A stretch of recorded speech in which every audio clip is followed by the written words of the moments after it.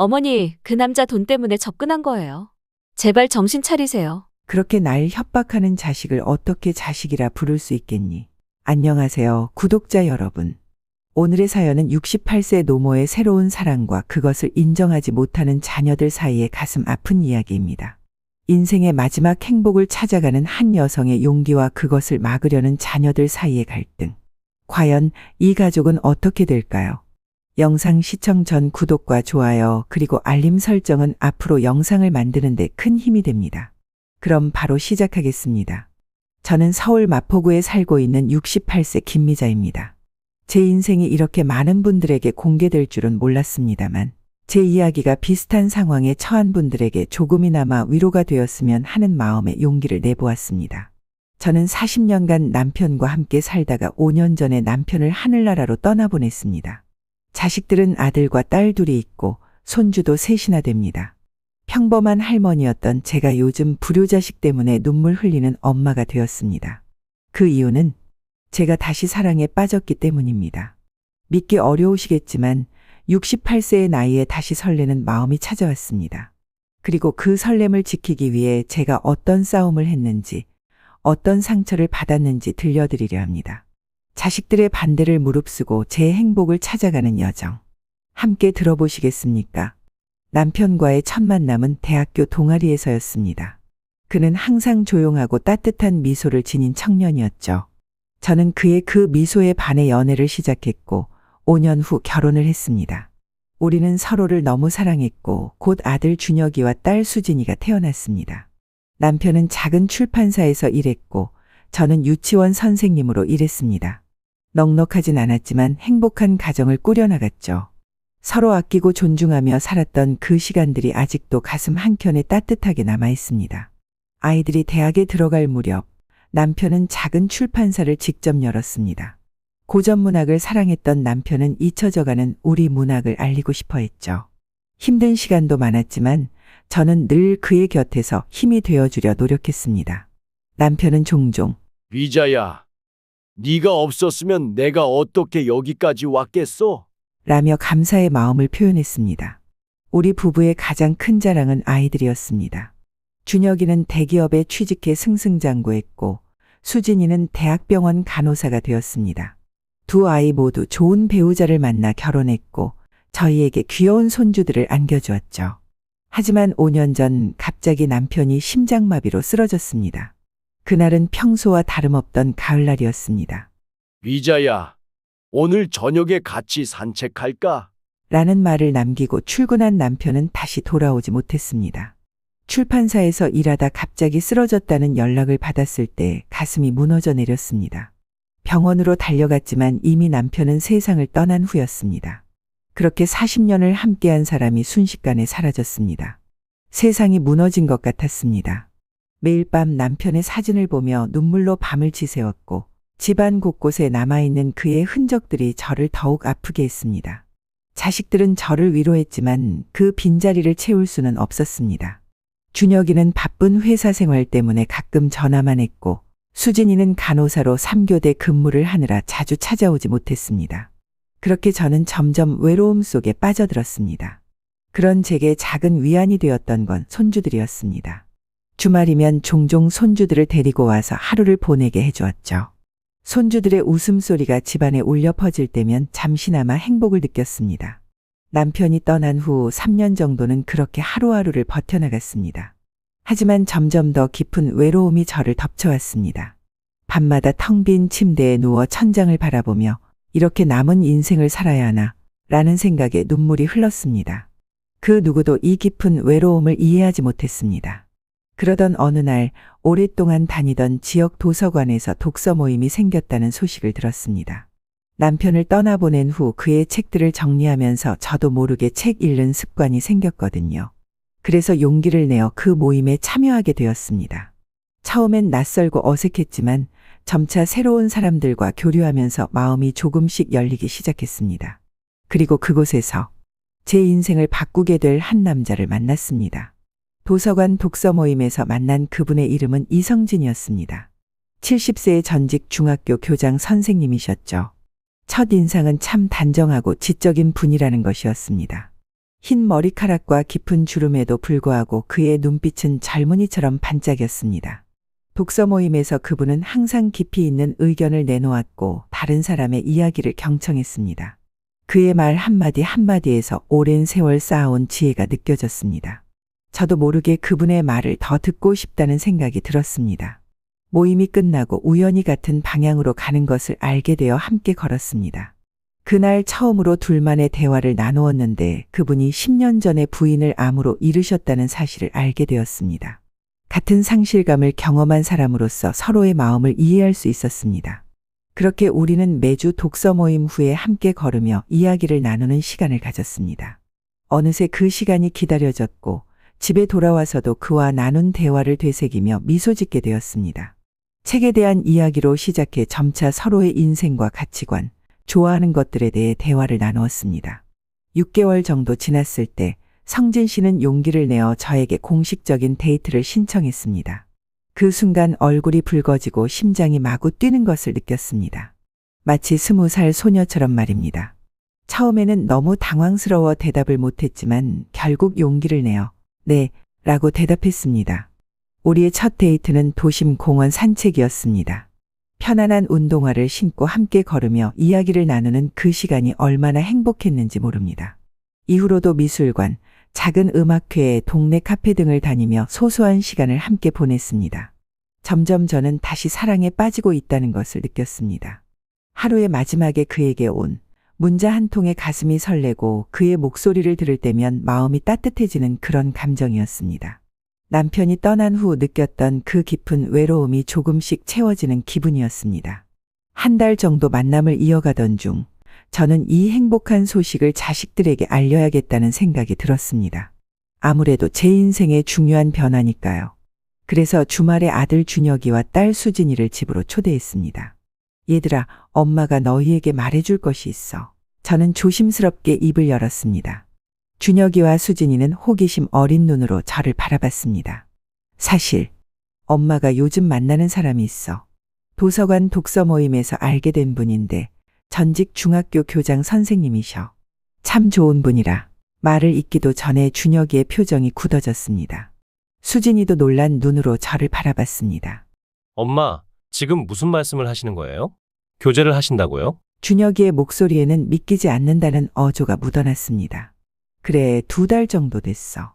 너희에게 빨리 말하고 싶었는데 적당한 때를 찾고 있었단다. 수진이가 한숨을 내쉬며 물었습니다. 그분 혹시 재산이 많으신가요? 그 질문에 저는 순간 말문이 막혔습니다. 제 아이들이 제 진심을 의심하리라고는 생각하지 못했거든요. 수진아, 그건 왜 묻니? 그런 건 중요하지 않아. 그분은 평범하게 교직자 퇴직금으로 살아가는 분이야. 하지만 그건 전혀 상관없어. 그분의 인품과 배려심 그리고 지혜가 엄마는 좋단다. 준혁이가 갑자기 자리에서 일어나 방을 서성이기 시작했습니다. 엄마, 이해가 안 돼요. 아버지가 돌아가신 지 얼마나 됐다고. 게다가 엄마 나이가 몇인데요? 이제 와서 무슨 연애입니까? 그 말에 마음이 상했지만 최대한 차분하게 대응하려 했습니다. 준혁아, 엄마도 사람이야. 외롭고 쓸쓸한 시간을 보내왔어. 아버지는 떠났지만 엄마는 아직 살아있잖니. 68세라고 더 이상 행복할 기회가 없다고 생각하니 준혁이는 고개를 저으며 말했습니다. 엄마, 그 사람 정말 괜찮은 사람인지 어떻게 알아요? 요즘 노인들 노리는 사기꾼들이 많다던데. 맞아요, 엄마. 그 사람이 엄마 재산 때문에 접근한 건 아닌지 생각해 보셨어요? 엄마 아파트가 얼마인데요? 수진이의 말에 가슴이 찢어지는 것 같았습니다. 내 자식들이 내 판단력을 이렇게 의심하다니. 내가 그저 노망난 노인이라도 된 것처럼 대하는 그 태도가 너무 서글펐습니다. 얘들아, 엄마가 그렇게 어리석어 보이니? 성진 씨는 자기 집도 있고 연금도 받고 자식들도 다 잘 살고 있어. 그분이 내 돈을 노릴 이유가 전혀 없어. 하지만 아이들은 제 설명을 들으려 하지 않았습니다. 준혁이는 계속해서 그분의 신상에 대해 캐물었고 수진이는 나중에 후회하지 말라고 미리 말씀드리는 거예요. 라며 경고까지 했습니다. 그날 이후 자식들의 태도는 더욱 차가워졌습니다. 전화를 하면 핑계를 대며 통화를 짧게 끊었고 손주들을 보여주러 오겠다던 약속도 갑자기 취소했습니다. 자식들은 제 새로운 인연을 인정하지 않았고 나아가 적극적으로 방해하고 있었습니다. 온종일 집안을 서성이며 자식들의 반응에 마음 아파했습니다. 하지만 한편으로는 성진 씨와 함께하는 시간이 저에게 얼마나 큰 행복을 주는지 생각했습니다. 오랜 시간 동안 잊고 있던 설렘과 기쁨을 다시 느끼게 해준 그 시간들을 포기할 수 없었습니다. 결국 저는 자식들이 시간이 지나면 이해해 주겠지 하는 마음으로 성진 씨와의 관계를 계속 이어나가기로 마음먹었습니다. 하지만 그것이 긴 갈등의 시작이 될 줄은 몰랐습니다. 자식들에게 성진 씨와의 관계를 알리고 난 후 저는 그들이 시간이 지나면 점차 받아들이겠지 생각했습니다. 하지만 상황은 오히려 더 악화되었습니다. 특히 준혁이는 거의 매일 전화를 해서 그 사람과 계속 만나고 있느냐 추궁했고, 수진이는 엄마 정신이 아직 혼미하신 것 같다며 걱정하는 척했습니다. 그럼에도 저는 성진 씨와의 만남을 계속했습니다. 매주 독서 모임에서 만나고 가끔은 함께 식사를 하거나 영화를 보러 가기도 했습니다.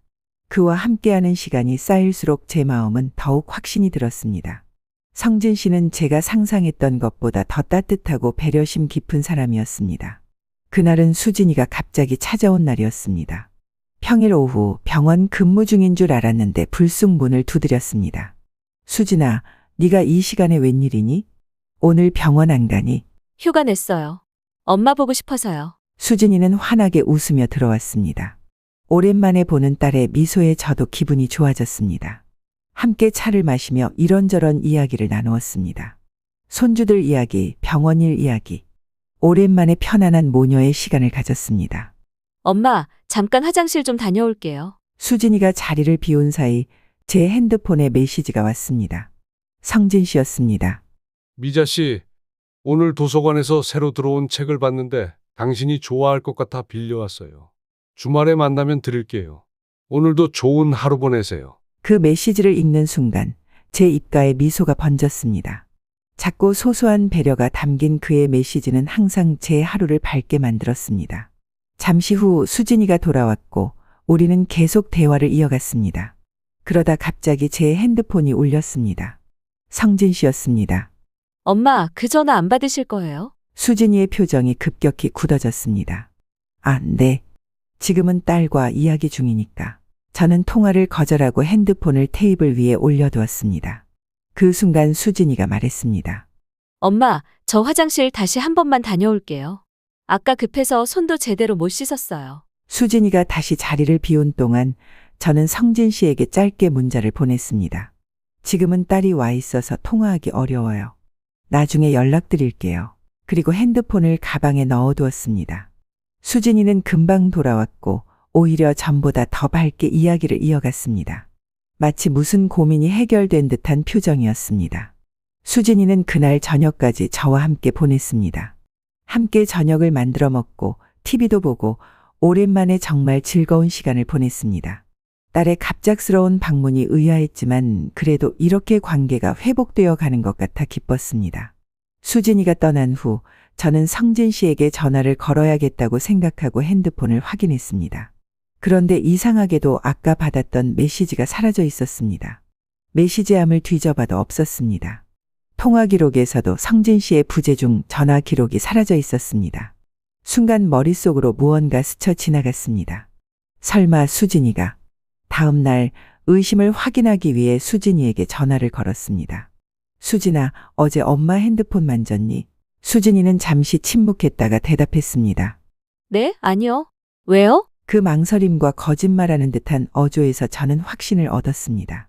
수진이가 제 핸드폰을 몰래 확인하고 성진 씨와 관련된 내용을 삭제한 것입니다. 수진아, 거짓말하지 마라. 엄마는 널 낳고 키웠어.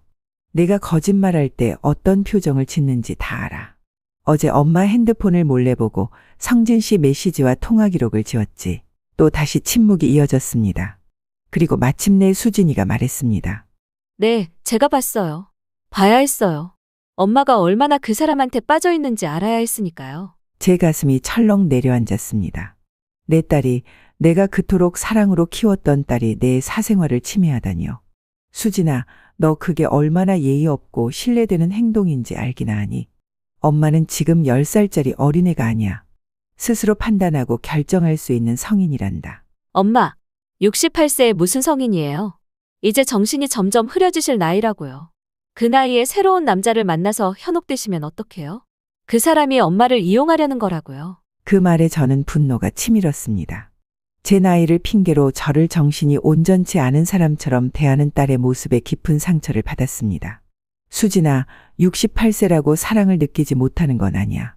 68세라고 판단력이 흐려지는 것도 아니고, 엄마는 아직도 책을 읽고 요가를 하고 스스로의 삶을 충분히 꾸려나가고 있어. 내가 그런 엄마를 이렇게 무시하니 마음이 아프구나. 엄마, 저희는 엄마를 위해서 그러는 거예요. 그 사람 신상도 제대로 모르면서 어떻게 믿을 수 있어요?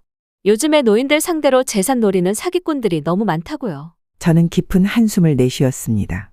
성진 씨는 사기꾼이 아니야. 그분은 평생을 교직에 몸담았던 분이고 존경받는 교장 선생님이셨어. 그리고 설사 내가 잘못된 선택을 하더라도 그건 내 선택이고 내 인생이야. 너희들이 관여할 문제가 아니란다. 수진이는 전화 너머로 흐느끼는 소리를 냈습니다. 엄마, 저희는 정말 엄마가 걱정돼서 그래요. 아빠가 돌아가시고 엄마 너무 힘들어 하시는 거 봤는데 또 누군가를 잃게 되면 어떡해요? 그 말에 마음이 조금 누그러졌습니다. 수진이가 저를 걱정하는 마음은 이해했습니다. 하지만 그렇다고 제 핸드폰을 몰래 뒤지고 메시지를 삭제하는 행동은 용납할 수 없었습니다. 수진아, 엄마도 너희 걱정해주는 마음 고맙다.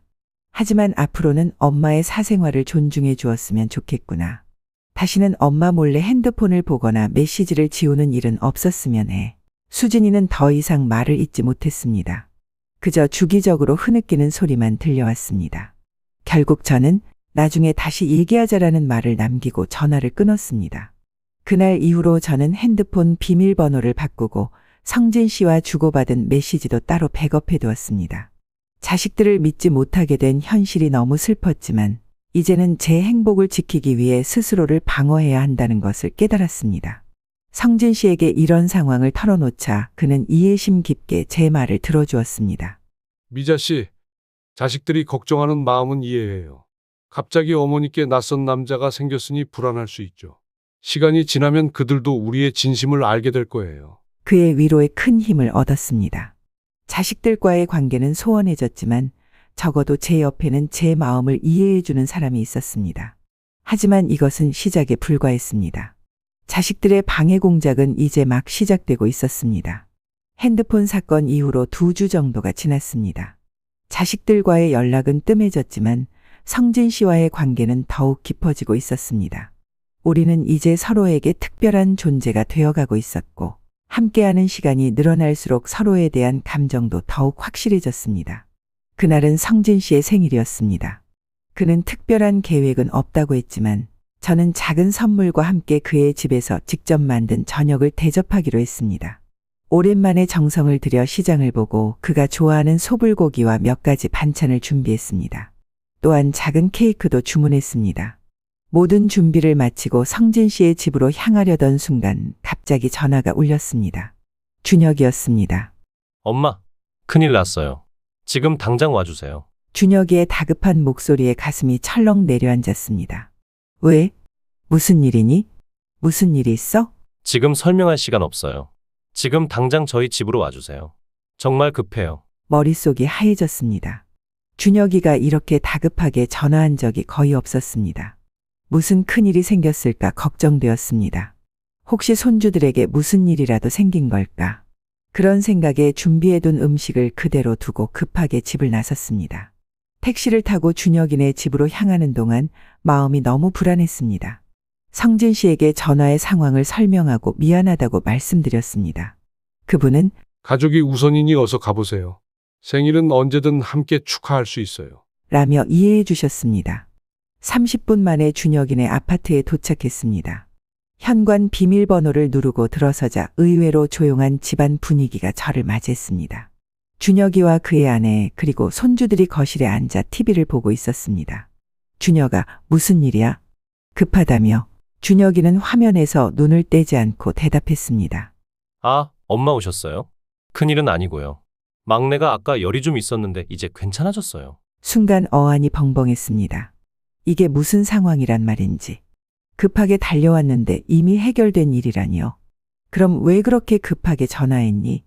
난 정말 큰일 난 줄 알고 음식도 다 두고 뛰쳐나왔단다. 준혁이는 그제야 저를 쳐다보았습니다. 아, 죄송해요.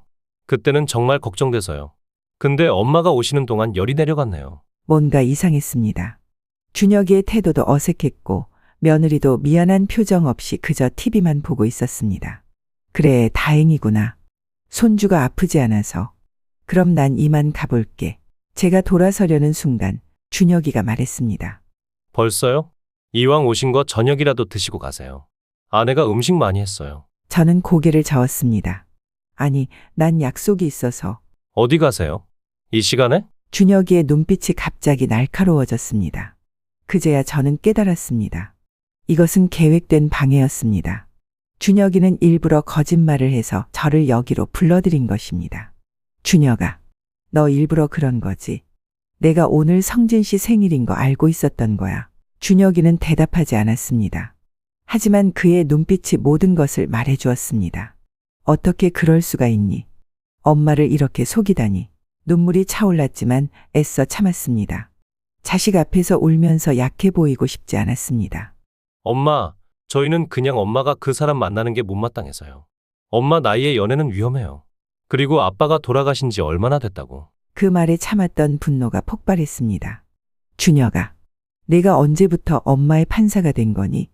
내가 뭘 해야 하고 말아야 할지를 내가 결정하는 거야. 아버지가 돌아가신 지 5년이 지났어. 그동안 엄마는 얼마나 외롭게 살았는지 너는 알기나 해.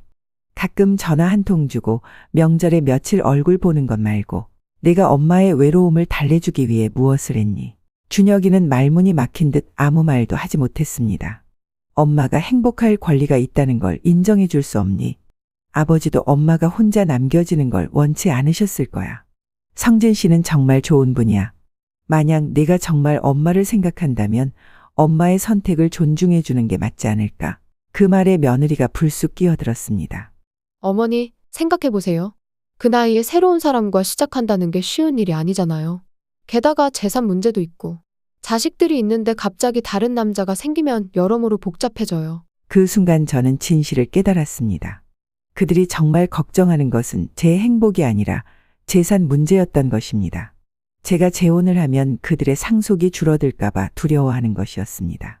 아, 그래서 그런 거구나. 엄마의 재산이 다른 사람에게 가는 게 걱정되는 거지. 준혁이와 그의 아내는 서로 눈치를 보며 대답하지 않았습니다. 난 지금 가볼게. 그리고 앞으로 거짓말로 나를 속이지 마라. 내가 너희를 그렇게 키우지 않았을 텐데. 현관문을 열고 나오는 순간 눈물이 주체할 수 없이 흘러내렸습니다. 내 자식들이, 내가 그토록 사랑하고 헌신했던 자식들이 이렇게까지 나를 속이고 방해할 줄은 몰랐습니다. 택시를 타고 성진 씨의 집으로 향했습니다. 늦었지만 그래도 함께 시간을 보내고 싶었습니다. 그에게 모든 이야기를 털어놓으니 그는 제 손을 꼭 잡아주었습니다. 미자 씨, 너무 마음 아파하지 마세요. 자식들도 시간이 지나면 이해할 거예요. 지금은 그 누구보다 미자 씨의 행복에 집중하세요. 그날 밤 우리는 비록 준비했던 음식은 없었지만 간단한 배달 음식으로 그의 생일을 축하했습니다. 촛불을 켜고 케이크를 자르면서 성진 씨는 제게 속삭였습니다. 미자 씨와 함께하는 시간이 제게는 가장 큰 선물입니다. 그 말에 가슴이 따뜻해졌습니다. 자식들의 배신으로 인한 상처가 아직 아프게 남아 있었지만 적어도 제 옆에는 제 마음을 이해해주는 사람이 있었습니다. 그날 이후로 저는 성진 씨와의 만남에 대해 자식들에게 일일이 알리지 않기로 했습니다. 그들이 방해할 기회를 주지 않겠다는 결심이었습니다. 하지만 자식들도 쉽게 물러서지 않았습니다. 자식들의 방해는 점점 더 교묘해지고 집요해졌습니다. 준혁이네 집에서 있었던 일 이후 저는 자식들과 거리를 두었습니다. 전화가 와도 짧게 대화를 끝내고 만나자는 제안도 가능한 한 거절했습니다. 그들이 제 선택을 존중해 줄 때까지는 거리를 두는 것이 낫다고 판단했습니다. 그런데 어느 날 수진이가 갑자기 찾아왔습니다. 이번에는 사위랑 함께였습니다. 수진이의 표정이 심각해 보였습니다. 엄마, 오늘은 진지한 대화를 나누고 싶어서 왔어요. 저는 의아한 표정으로 그들을 거실로 안내했습니다. 차를 내오며 물었습니다. 무슨 일이니? 웬일로 남편까지 데리고 왔어? 수진이는 깊게 한숨을 내쉬더니 말을 꺼냈습니다. 엄마, 요즘 엄마 건강이 많이 안 좋아 보여요. 얼굴색도 안 좋고 병원에 한번 가보시는 게 어떨까요? 저는 놀라서 대답했습니다. 뭐라고? 난 아주 건강해. 요가도 매일 하고 산책도 꾸준히 하고 있는데 뭐가 안 좋아 보인다는 거니? 수진이는 사위하고 눈빛을 교환한 후 말을 이었습니다. 엄마, 솔직히 말씀드릴게요. 저희가 엄마 계좌 내역을 좀 확인해 봤어요. 뭐라고? 어떻게 그런 일을? 저는 충격받아 말을 잇지 못했습니다. 어떻게 제 계좌 내역을 볼 수 있었을까요? 인터넷 뱅킹 비밀번호를 아빠 생일로 해두셔서요. 저희가 우연히 알게 됐어요. 그 말에 화가 치밀었습니다. 제 개인정보를 몰래 들여다본 것도 모자라 이제는 금융정보까지 들춰본 것입니다. 그게 무슨 짓이니? 내 허락도 없이 내 계좌를 확인하다니. 수진이는 제 분노를 무시한 채 말을 이어갔습니다. 엄마, 최근에 계좌에서 꽤 큰 금액이 출금됐더라고요. 몇 번이나요? 그게 다 그 이성진이라는 사람 때문 아닌가요? 저는 경악했습니다. 제가 최근에 큰 금액을 출금한 것은 오래된 냉장고를 새 것으로 바꾸고 오랜만에 옷 몇 벌을 사고 또 성진 씨의 생일 선물로 고급 시계를 샀기 때문이었습니다. 모두 제 돈으로 제가 원해서 한 소비였습니다. 그건 내가 필요해서 쓴 돈이야. 성진 씨한테 돈을 준 것도 아니고 내가 내 마음대로 쓴 거라고. 수진이의 남편이 끼어들었습니다. 어머님, 그렇게 큰 금액을 한꺼번에 쓰시는 건 조금 위험합니다. 요즘은 노인을 대상으로 한 사기가 많거든요. 혹시 그 이성진이라는 분이 어머님께 돈을 요구한 적은 없으신가요? 절대 없어. 성진 씨는 오히려 내가 돈 쓰는 걸 말리는 사람이야. 자기 돈으로 나를 대접하려고 하고. 이서방은 그 사람을 몰라서 그래. 성진 씨는 그런 사람이 아니야. 수진이가 다시 말을 이었습니다. 엄마, 그래도 너무 위험해요. 그래서 저희가 생각한 게 있는데, 이제부터는 저희가 엄마 재산을 좀 관리해드렸으면 해요. 엄마는 생활비만 매달 받으시고, 큰 돈이 필요하시면 저희랑 상의하시는 거죠. 그 말을 듣는 순간 머릿속이 하얘졌습니다. 자식들이 저희 재산 관리권을 빼앗으려는 것이었습니다. 마치 제가 판단력이 없는 노인네인 것처럼 취급하는 그들의 태도에 깊은 모욕감을 느꼈습니다. 지금 무슨 말도 안 되는 소리를 하는 거니? 내가 언제부터 너희한테 용돈을 타쓰는 어린아이가 됐어? 난 아직 머리도 멀쩡하고 몸도 건강해. 내 돈은 내가 관리할 수 있어. 수진이는 눈물을 글썽이며 말했습니다. 엄마, 저희는 정말 엄마가 걱정돼서 그래요. 그 사람이 엄마 돈을 노리고 접근한 건 아닐까 싶어서요. 수진아, 내가 엄마를 얼마나 무시하는 거니? 내가 그 정도로 판단력이 없어 보이니? 내가 평생 너희를 키우며 집안을 꾸려왔어. 그 어려운 시절에도 돈 관리 잘했고 너희 대학까지 보냈잖니. 그런데 갑자기 내가 멍청한 노인이 됐다는 거야. 그때 이서방이 다시 끼어들었습니다. 어머님, 그런 뜻이 아니라 저희가 좀 더 안전하게 관리해드리고 싶은 거예요. 요즘은 사기꾼들이 정말 교묘하거든요. 저는 더 이상 참을 수 없어 소리쳤습니다. 그만. 더 이상 이런 말 듣고 싶지 않아. 내 돈은 내가 관리할 거야. 그리고 내 인생도 내가 결정할 거고. 너희가 이렇게 나올 줄은 정말 몰랐다. 수진이가 급하게 무언가를 꺼내 들었습니다. 서류였습니다. 엄마, 사실 저희가 은행에 가서 상담도 받아봤어요. 이건 엄마 명의로 된 재산을 저희가 대신 관리할 수 있게 하는 위임장이에요. 여기에 사인만 해주시면. 그 말에 저는 완전히 분노했습니다. 자식들이 이미 이 정도까지 계획을 세워놓았다니 믿기지 않았습니다. 당장 그 서류 치워. 내가 절대로 사인 같은 건 하지 않을 거야. 너희가 지금 하는 행동이 얼마나 끔찍한 일인지 알기나 해. 내 허락도 없이 내 재산을 관리하겠다고. 그게 자식이 부모에게 할 수 있는 행동이야. 수진이는 울음을 터뜨렸고 이서방은 당황한 표정으로 서류를 다시 가방에 넣었습니다. 엄마, 저희는 정말 엄마를 위해서. 그 사람이 엄마 돈을 노리고 있을까봐. 그만. 더 이상 듣고 싶지 않아. 지금 당장 나가줘. 그리고 다시는 내 재산에 대해 언급하지 마. 내 돈은 내가 원하는 대로 쓸 거야. 성진 씨에게 다 줘버릴 수도 있고 아니면 전부 기부해버릴 수도 있어. 그건 전적으로 내 결정이라고. 수진이와 이서방은 더 이상 말을 잇지 못하고 고개를 숙였습니다. 제가 이렇게 강하게 나오는 모습은 처음 보는 듯 했습니다. 그리고 내 인터넷 뱅킹 비밀번호도 바로 바꿀 거야. 다시는 너희가 내 계좌를 들여다보지 못하게 할 거고. 그들은 결국 아무 말도 하지 못한 채 집을 나갔습니다. 문이 닫히자마자 저는 그 자리에 주저앉아 흐느꼈습니다. 제가 평생 사랑으로 키운 자식들이 이제는 저를 판단력 없는 노인으로 취급하며 제 재산까지 관리하려 든다니. 이런 일을 겪으리라고는 상상도 못했습니다. 그날 바로 저는 은행에 가서 모든 계좌의 비밀번호를 변경했고 인터넷 뱅킹 접속 방식도 변경했습니다. 또한 저희 주거래 은행 담당자에게 제 자식들이 제 계좌에 관한 어떤 정보도 요청하지 못하도록 조치해 달라고 부탁했습니다. 집으로 돌아오는 길에 성진 씨에게 전화를 걸어 오늘 있었던 일을 이야기했습니다. 그는 깊은 한숨을 내쉬었습니다. 미자 씨, 정말 힘드셨겠네요. 자식들이 부모의 재산을 노리는 경우가 요즘 많다고 하더군요. 하지만 미자 씨는 현명하게 대처하셨어요. 자신의 권리를 지키는 것은 매우 중요합니다. 성진 씨의 위로의 마음이 조금 진정되었지만 자식들에 대한 실망감은 쉽게 가시지 않았습니다. 그들이 정말 제 돈을 노리고 있다는 사실이 너무나 슬펐습니다. 밤새 잠을 이루지 못하고 생각했습니다. 이렇게 계속 갈등하며 살아야 하는 걸까? 내 행복을 위해 무엇을 포기해야 하는 걸까? 하지만 한 가지 확실한 것은 더 이상 자식들의 압박에 굴복하지 않겠다는 결심이었습니다. 저는 제 인생의 주인이고 제 행복을 스스로 선택할 권리가 있습니다. 그것을 누구에게도 빼앗기지 않을 것입니다. 재산관리 사건 이후 자식들과의 관계는 더욱 냉랭해졌습니다. 서로 연락도 거의 하지 않게 되었고 명절에도 짧게 인사만 나누는 정도였습니다. 저는 이런 상황이 안타까웠지만 그들이 제 선택을 존중해주지 않는 한 관계 회복은 어려울 것 같았습니다. 한편 성진 씨와의 관계는 더욱 깊어졌습니다. 우리는 거의 매일 만나 시간을 보냈고 서로의 집을 오가며 식사를 함께하는 일상이 익숙해졌습니다. 그는 저에게 늘 미자 씨가 내 노년의 빛과 같은 존재입니다. 라고 말해주었고 저 역시 그와 함께하는 시간이 인생의 가장 행복한 순간이라고 느꼈습니다.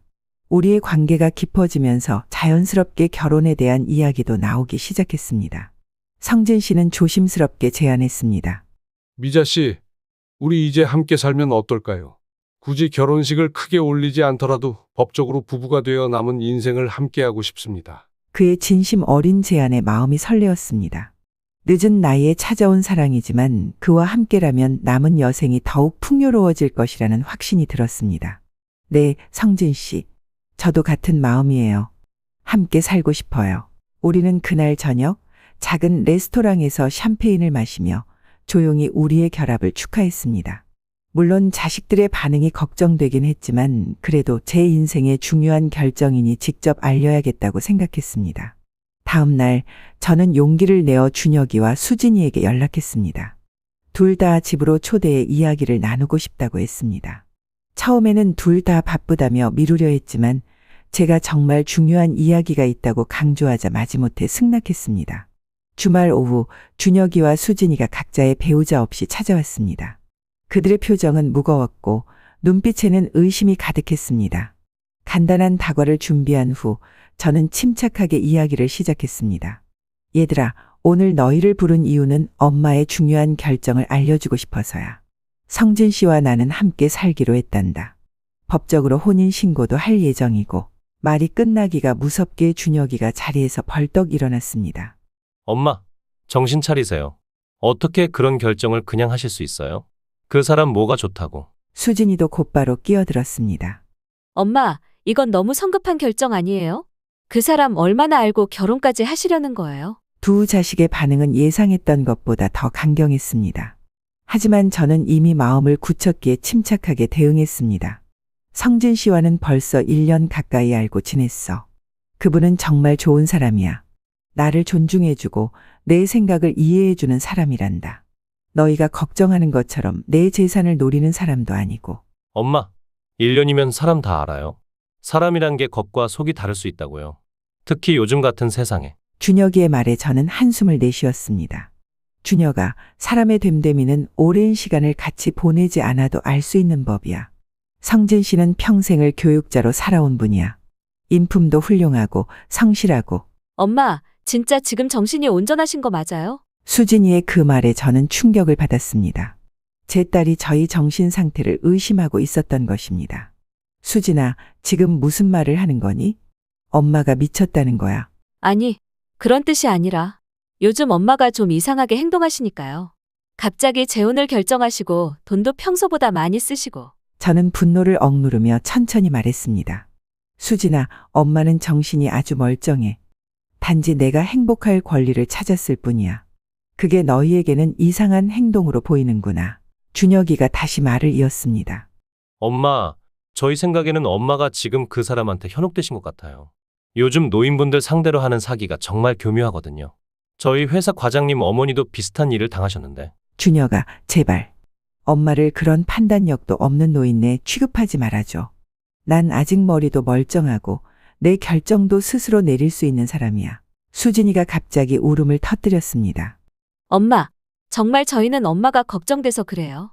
그 사람이 정말 좋은 사람이라면 왜 이렇게 급하게 결혼을 서두르는 거예요? 좀 더 시간을 두고 지켜보면 안 될까요? 저는 깊은 한숨을 내쉬었습니다. 얘들아, 엄마 나이가 얼마인지 알지? 68세야. 앞으로 몇 년이나 더 건강하게 살 수 있을지 모르는 나이라고. 그런데 행복을 위해 시간을 더 낭비하라고. 성진 씨도 70이 넘으셨어. 우리에게 남은 시간이 많지 않단다. 그 말에 두 자식은 아무 말도 하지 못했습니다. 그저 서로를 바라볼 뿐이었습니다. 그리고 내 결정이 이상하다고 느껴진다면 병원에 가서 진단을 받아볼 수도 있어. 내가 정말 정신이 온전치 않은지 전문가의 판단을 받아보자고. 준혁이는 당황한 듯 했습니다. 엄마, 그런 뜻이 아니었어요. 아니, 너희가 엄마의 정신 상태를 의심하니 한번 확실히 해두는 게 좋겠구나. 다음 주에 큰 병원에 가서 인지 기능 검사를 받을게. 너희도 같이 가자. 그리고 의사가 내가 멀쩡하다고 판단하면 더 이상 내 결정에 대해 의심하지 말아줘. 수진이는 고개를 떨고 왔습니다. 엄마, 저희가 너무했어요. 정말 죄송해요. 하지만 저는 그들의 사과가 진심인지 의심스러웠습니다. 너무 많은 상처를 받은 후였기에 쉽게 마음을 열 수 없었습니다. 이제 너희가 엄마의 선택을 존중해줬으면 좋겠구나. 성진 씨와의 결혼은 이미 결정된 일이야. 너희가 받아들이든 말든 엄마는 앞으로 나아갈 거야. 준혁이는 굳은 표정으로 말했습니다. 엄마, 저희도 엄마의 행복을 바라요. 하지만 그게 정말 올바른 선택인지는 시간이 지나야 알 수 있을 거예요. 그래, 시간이 알려주겠지. 하지만 그 시간이 올 때까지 엄마의 선택을 존중해줬으면 해. 그렇게 긴장된 분위기 속에서 대화는 끝났습니다. 자식들은 무거운 발걸음으로 집을 나섰고 저는 홀로 남겨져 복잡한 감정과 씨름했습니다. 다음 주 정말로 저는 대형 병원의 신경과를 찾아 인지 기능 검사를 받았습니다. 준혁이와 수진이도 함께 갔습니다. 다양한 검사를 받고 난 후 의사는 웃으며 말했습니다. 김 미자님의 인지 기능은 같은 나이대 분들보다 오히려 우수한 편입니다. 걱정하실 필요 전혀 없어요. 의사의 말에 저는 안도의 한숨을 내쉬었습니다.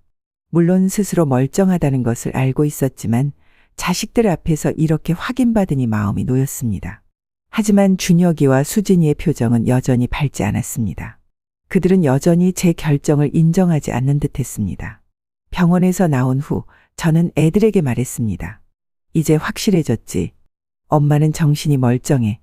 그리고 엄마의 선택도 멀쩡한 판단에서 내린 거야. 준혁이는 고개를 끄덕였지만 여전히 불만스러운 표정이었습니다. 네, 알겠습니다. 그래도 저희는 여전히 걱정이에요. 수진이는 한숨을 내쉬며 말을 보탰습니다. 엄마, 저희도 노력할게요. 하지만 그 사람을 더 알아가는 시간이 필요해요. 천천히 진행해 주세요. 비록 그들이 완전히 이해한 것 같지는 않았지만 적어도 제 정신 상태에 대한 의심은 거두어들인 듯했습니다. 그것만으로도 작은 진전이라고 생각했습니다. 집으로 돌아와 성진 씨에게 전화해 오늘 있었던 일을 이야기했습니다. 그는 잠시 침묵했다가 조용히 말했습니다. 미자 씨, 자식들의 동의나 축복이 없는 결혼이 과연 행복할 수 있을까요? 저는 미자 씨가 자식들과 갈등하는 모습을 보는 게 너무 마음 아파요. 그의 말에 저는 마음이 복잡해졌습니다. 그가 저를 진심으로 걱정해주는 마음은 알겠지만 한편으로는 그마저도 물러서는 건가? 라는 생각이 들었습니다. 성진 씨, 물론 자식들의 축복이 있으면 더 좋겠죠. 하지만 그들이 이해하지 못한다고 해서 우리의 행복을 포기할 수는 없어요. 시간이 지나면 그들도 이해하게 될 거예요. 성진 씨는 잠시 침묵했다가 다시 말했습니다. 네, 맞습니다. 우리는 이미 충분히 기다렸고 이제 우리 인생의 행복을 선택할 때입니다. 미자 씨와 함께하는 미래를 생각하면 가슴이 벅차요. 그의 말에 용기를 얻었습니다. 비록 자식들의 완전한 이해는 얻지 못했지만 적어도 저와 성진 씨는 서로를 믿고 의지하며 앞으로 나아갈 수 있을 것 같았습니다. 하지만 이것이 갈등의 끝은 아니었습니다. 오히려 더 큰 폭풍이 다가오고 있었습니다. 검사 결과로 제 정신 상태가 멀쩡하다는 것이 증명된 후 자식들은 더 이상 그것을 문제 삼지 않았습니다. 하지만 여전히 성진 씨와의 관계는 인정하지 않는 듯했습니다. 그래도 저는 한 걸음 더 나아가기로 했습니다. 성진 씨를 제 집에 초대해 자식들과 만남의 자리를 마련하기로 한 것입니다. 자식들에게 미리 연락해 이번 주말에 중요한 손님이 올 것이니 함께 식사를 하자고 제안했습니다. 처음에는 양쪽 다 바쁘다며 거절했지만 제가 강하게 주장하자 마지못해 승낙했습니다. 주말이 다가오자 저는 설레는 마음으로 집안 청소부터 시작했습니다. 오랜만에 정성스럽게 음식도 장만했고 거실 테이블에 꽃도 놓았습니다. 모든 것이 완벽하길 바랐습니다. 비록 자식들이 성진 씨를 환영할 것 같지는 않았지만 적어도 예의는 지켜주길 바랐습니다. 토요일 저녁 6시 성진 씨가 가장 먼저 도착했습니다. 그는 항상 약속 시간보다 조금 일찍 오는 습관이 있었습니다. 손에는 정성스럽게 포장된 선물 상자가 들려 있었습니다. 미자 씨, 자식분들 선물로 준비했어요. 작은 정성이지만 제 마음이 따뜻해졌습니다. 그는 항상 세심하게 배려하는 분이었습니다. 고마워요, 성진 씨. 들어오세요. 성진 씨는 평소보다 더 깔끔하게 차려입었습니다. 네이비색 자켓에 밝은색 셔츠 그리고 단정한 바지 차림이었습니다. 머리도 반듯하게 빗어 넘겼고 평소보다 더 긴장한 듯했습니다. 너무 긴장하지 마세요. 우리 아이들도 결국은 이해하게 될 거예요. 성진 씨는 미소를 지으며 고개를 끄덕였습니다. 네, 그래야 할 텐데요. 미자 씨 자식들을 만나는 건 정말 중요한 일이니까요. 약속 시간인 6시 30분이 되자 현관 초인종이 울렸습니다. 준혁이와 수진이가 함께 도착했습니다. 둘 다 표정이 굳어 있었고 특히 준혁이의 얼굴에는 불만이 역력했습니다. 어서 와라. 들어오너라. 자식들은 거실로 들어서며 성진 씨를 힐끗 쳐다보았습니다. 성진 씨는 자리에서 일어나 공손하게 인사했습니다. 안녕하세요. 이성진입니다. 이렇게 만나 뵙게 되어 반갑습니다. 준혁이와 수진이는 미적지근하게 고개만 끄덕였습니다. 저는 조금 당황스러웠지만 최대한 밝은 분위기를 유지하려 했습니다. 자, 이제 다 모였으니 식사를 시작하자. 오늘 특별히 정성껏 준비했단다. 저는 음식을 테이블에 차리기 시작했고 성진 씨도 도와주려 했습니다. 하지만 준혁이가 갑자기 말했습니다. 저희가 도울게요. 이 선생님은 그냥 앉아 계세요. 그 말투에는 약간의 거부감이 묻어 있었습니다. 성진 씨는 당황한 듯했지만 자리에 앉았습니다. 준혁이와 수진이는 저를 도와 음식을 나르며 작게 속삭였습니다. 엄마, 정말 이 사람이에요? 좀 나이가 많으시네요. 저는 그 말을 무시하고 계속 음식을 차렸습니다. 모든 준비가 끝나고 자리에 앉자 어색한 침묵이 흘렀습니다. 성진 씨가 먼저 말을 꺼냈습니다.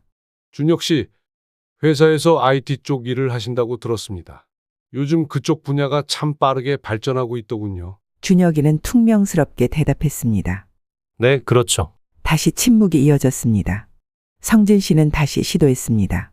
수진 씨는 간호사로 일하신다고 들었어요. 참 의미 있는 직업이라고 생각합니다. 환자들을 돌보는 일이 쉽지 않을 텐데. 수진이도 짧게 대답했습니다.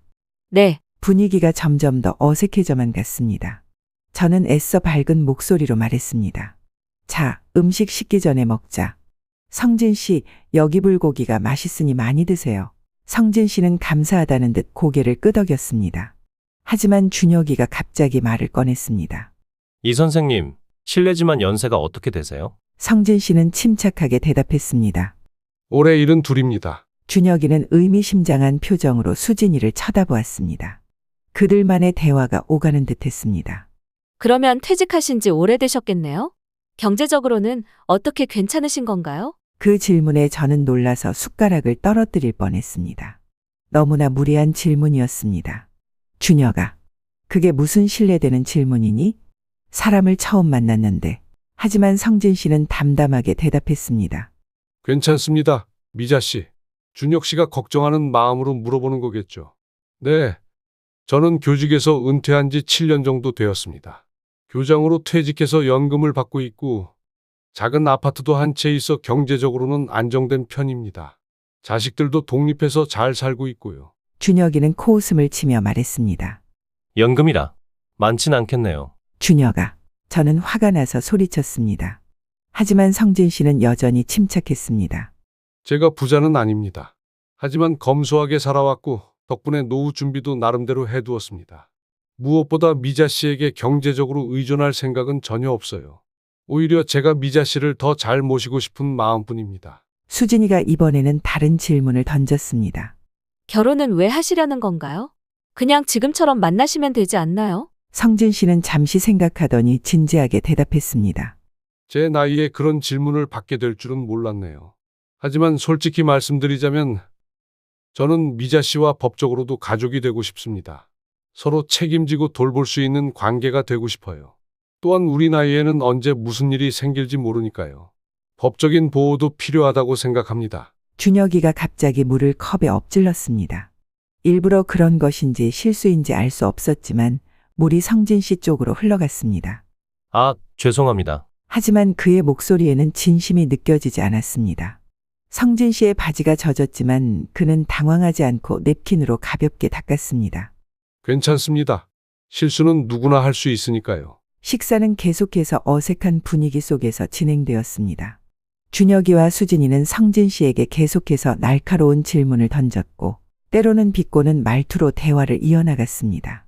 성진 씨는 끝까지 예의를 지키며 차분하게 대응했지만 저는 점점 더 화가 치밀어 올랐습니다. 디저트를 먹을 때쯤 수진이가 갑자기 말했습니다. 이 선생님, 혹시 전처나 전처의 자식들이 이 결혼에 대해 어떻게 생각하세요? 아마 좋아하지 않을 것 같은데. 그 말에 저는 참다 못하고 소리쳤습니다. 수진아, 이제 그만해. 오늘 성진 씨를 만나서 이야기를 나누자고 한 것은 이렇게 무리하게 굴라고 한 게 아니야. 성진 씨에게 최소한의 예의는 지켜줬으면 해. 준혁이가 냉소적으로 말했습니다. 저희는 그냥 엄마를 위해 걱정하는 거예요. 이분이 정말 엄마랑 결혼하려는 이유가 뭔지 알아봐야 하지 않겠어요? 성진 씨는 조용히 손수건을 꺼내 입가를 닦더니 자리에서 일어났습니다. 미자 씨, 저는 이만 일어나 보겠습니다.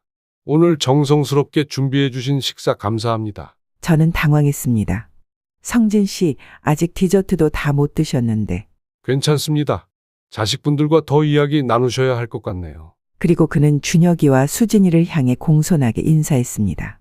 오늘 만나게 되어 반가웠습니다.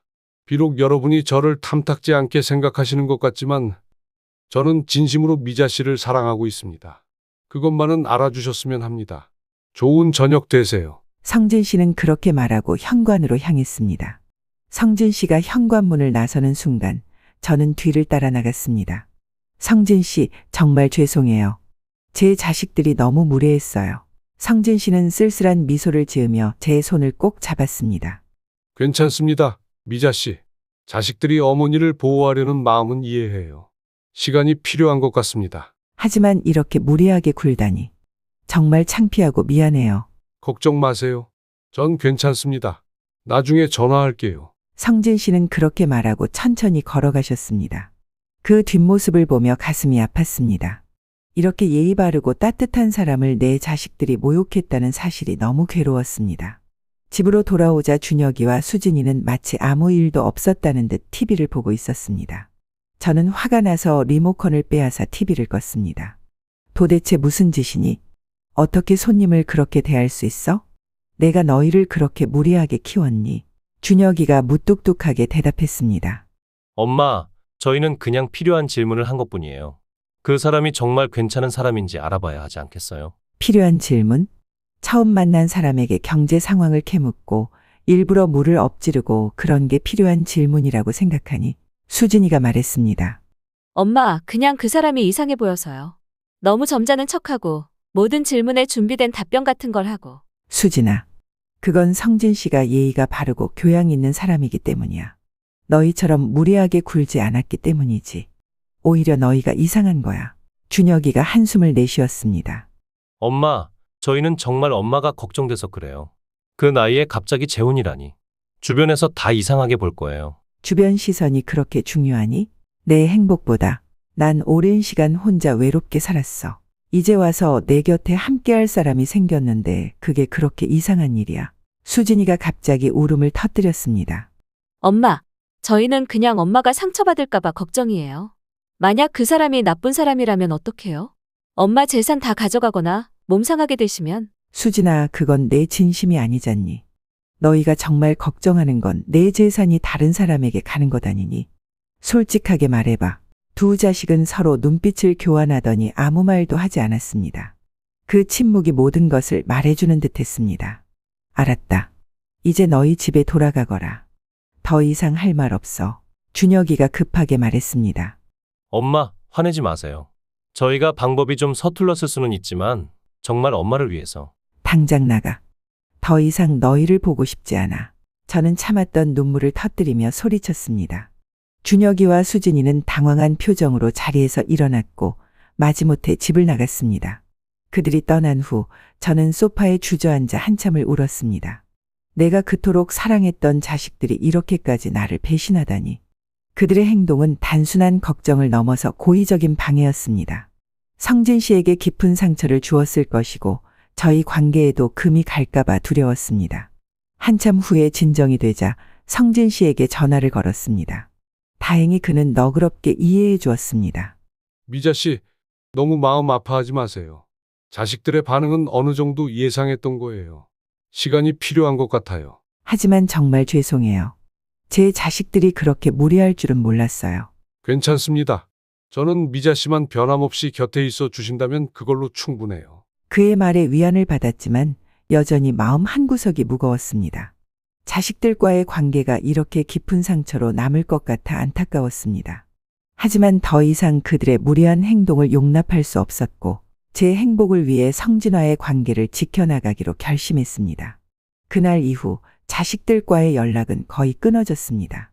그들도 미안했는지 몇 번 문자와 전화를 시도했지만 저는 아직 준비가 되지 않았다며 짧게 대화를 마쳤습니다. 마음의 상처가 아물기까지는 시간이 필요했습니다. 자식들과의 갈등 이후 평소보다 더 자주 손주들이 보고 싶어졌습니다. 손주들은 제게 항상 큰 기쁨이었고 그들의 순수한 웃음소리는 어떤 상처도 치유해주는 듯했습니다. 그래서 용기를 내어 준혁이에게 전화를 걸었습니다.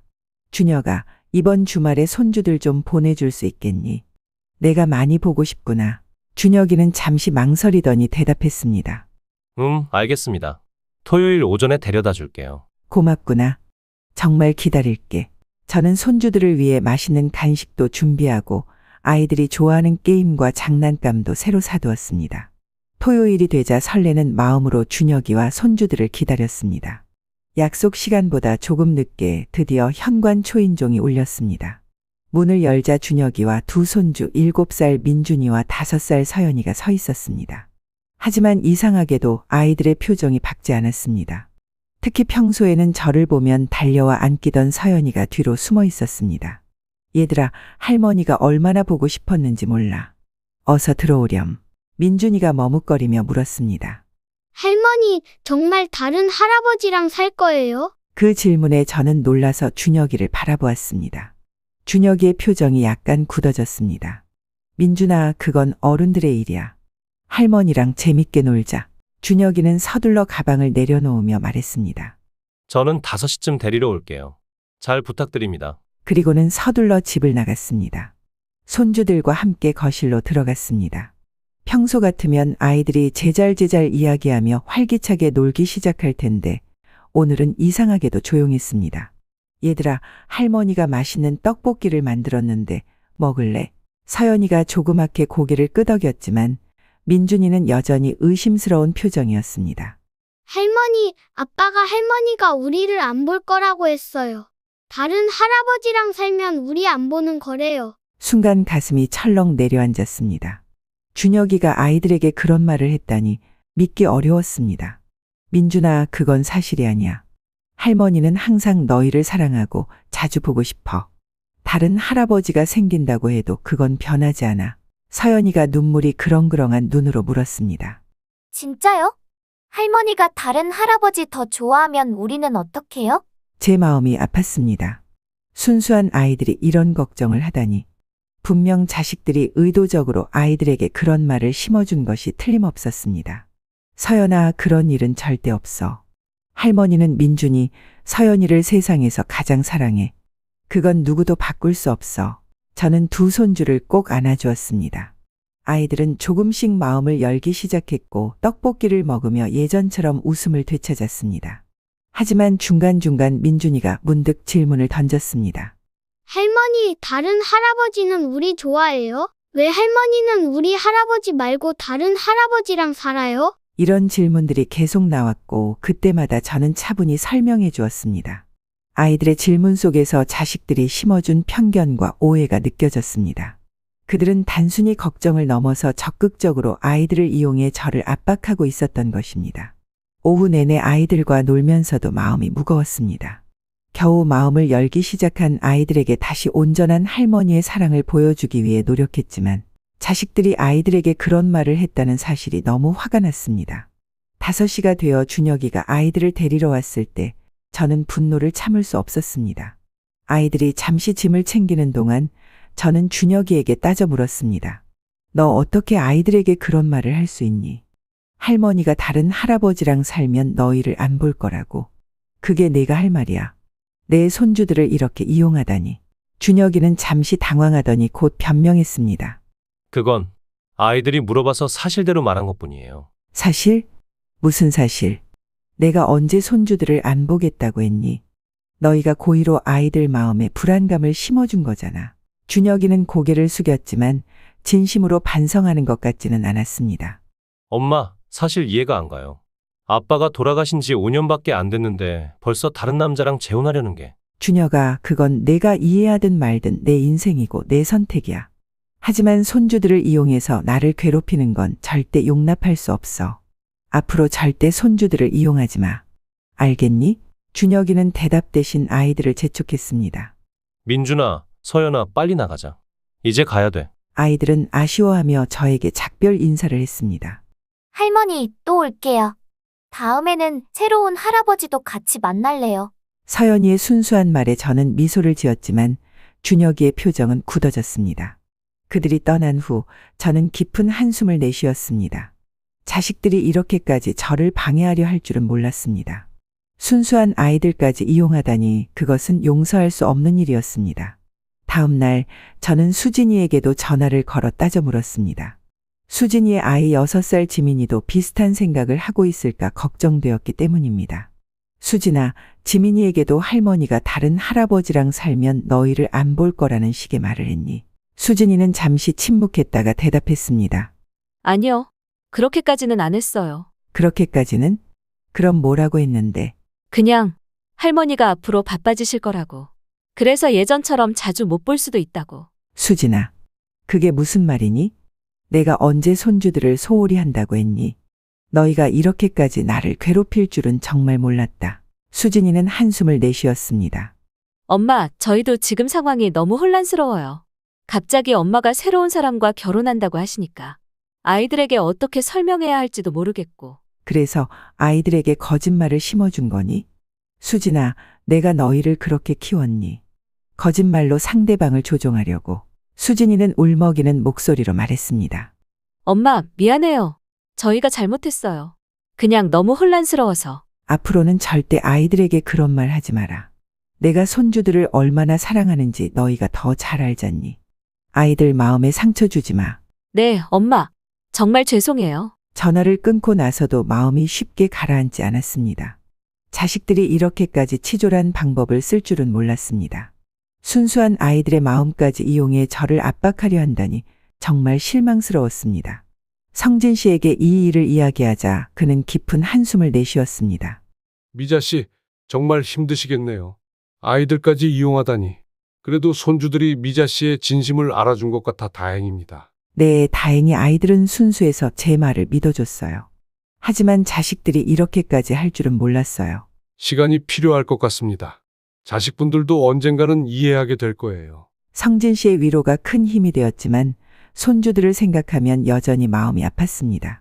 아이들이 할머니에 대해 혼란스러운 생각을 가지게 된 것이 너무 안타까웠습니다. 앞으로는 더 자주 손주들을 만나 제 사랑을 보여주고 성진 씨에 대해서도 자연스럽게 이야기해 주어야겠다고 생각했습니다. 무엇보다 자식들에게 선을 그어야 했습니다. 이제 그들이 제 삶에 더 이상 간섭하지 못하도록 단호하게 대처해야 한다는 결심이 섰습니다. 누구도 제 행복을 빼앗을 수 없고 제 손주들과의 관계도 훼손시킬 수 없다는 것을 보여주어야 했습니다. 손주들을 이용한 사건 이후 자식들과의 갈등은 조금 진정된 듯 했습니다. 아이들에게 거짓말을 했다는 것에 대해 미안함을 느꼈는지 그들은 한동안 저에게 연락을 자제했습니다. 저는 그 시간 동안 성진 씨와 함께 결혼 준비를 차근차근 진행했습니다. 우리는 화려한 결혼식보다는 작고 의미 있는 예식을 원했습니다. 가까운 친구들과 지인들만 초대해 조용히 새 출발을 축하받고 싶었습니다. 물론 자식들도 초대하고 싶었지만 그들이 어떤 반응을 보일지 걱정이 되었습니다. 어느 날 오후 예식장을 알아보고 돌아오는 길에 집 앞에서 준혁이와 수진이를 마주쳤습니다. 그들은 제 집 앞 벤치에 앉아 저를 기다리고 있었습니다. 웬일이니? 연락도 없이 왔네. 준혁이가 일어서며 말했습니다. 엄마, 잠깐 이야기 좀 할 수 있을까요?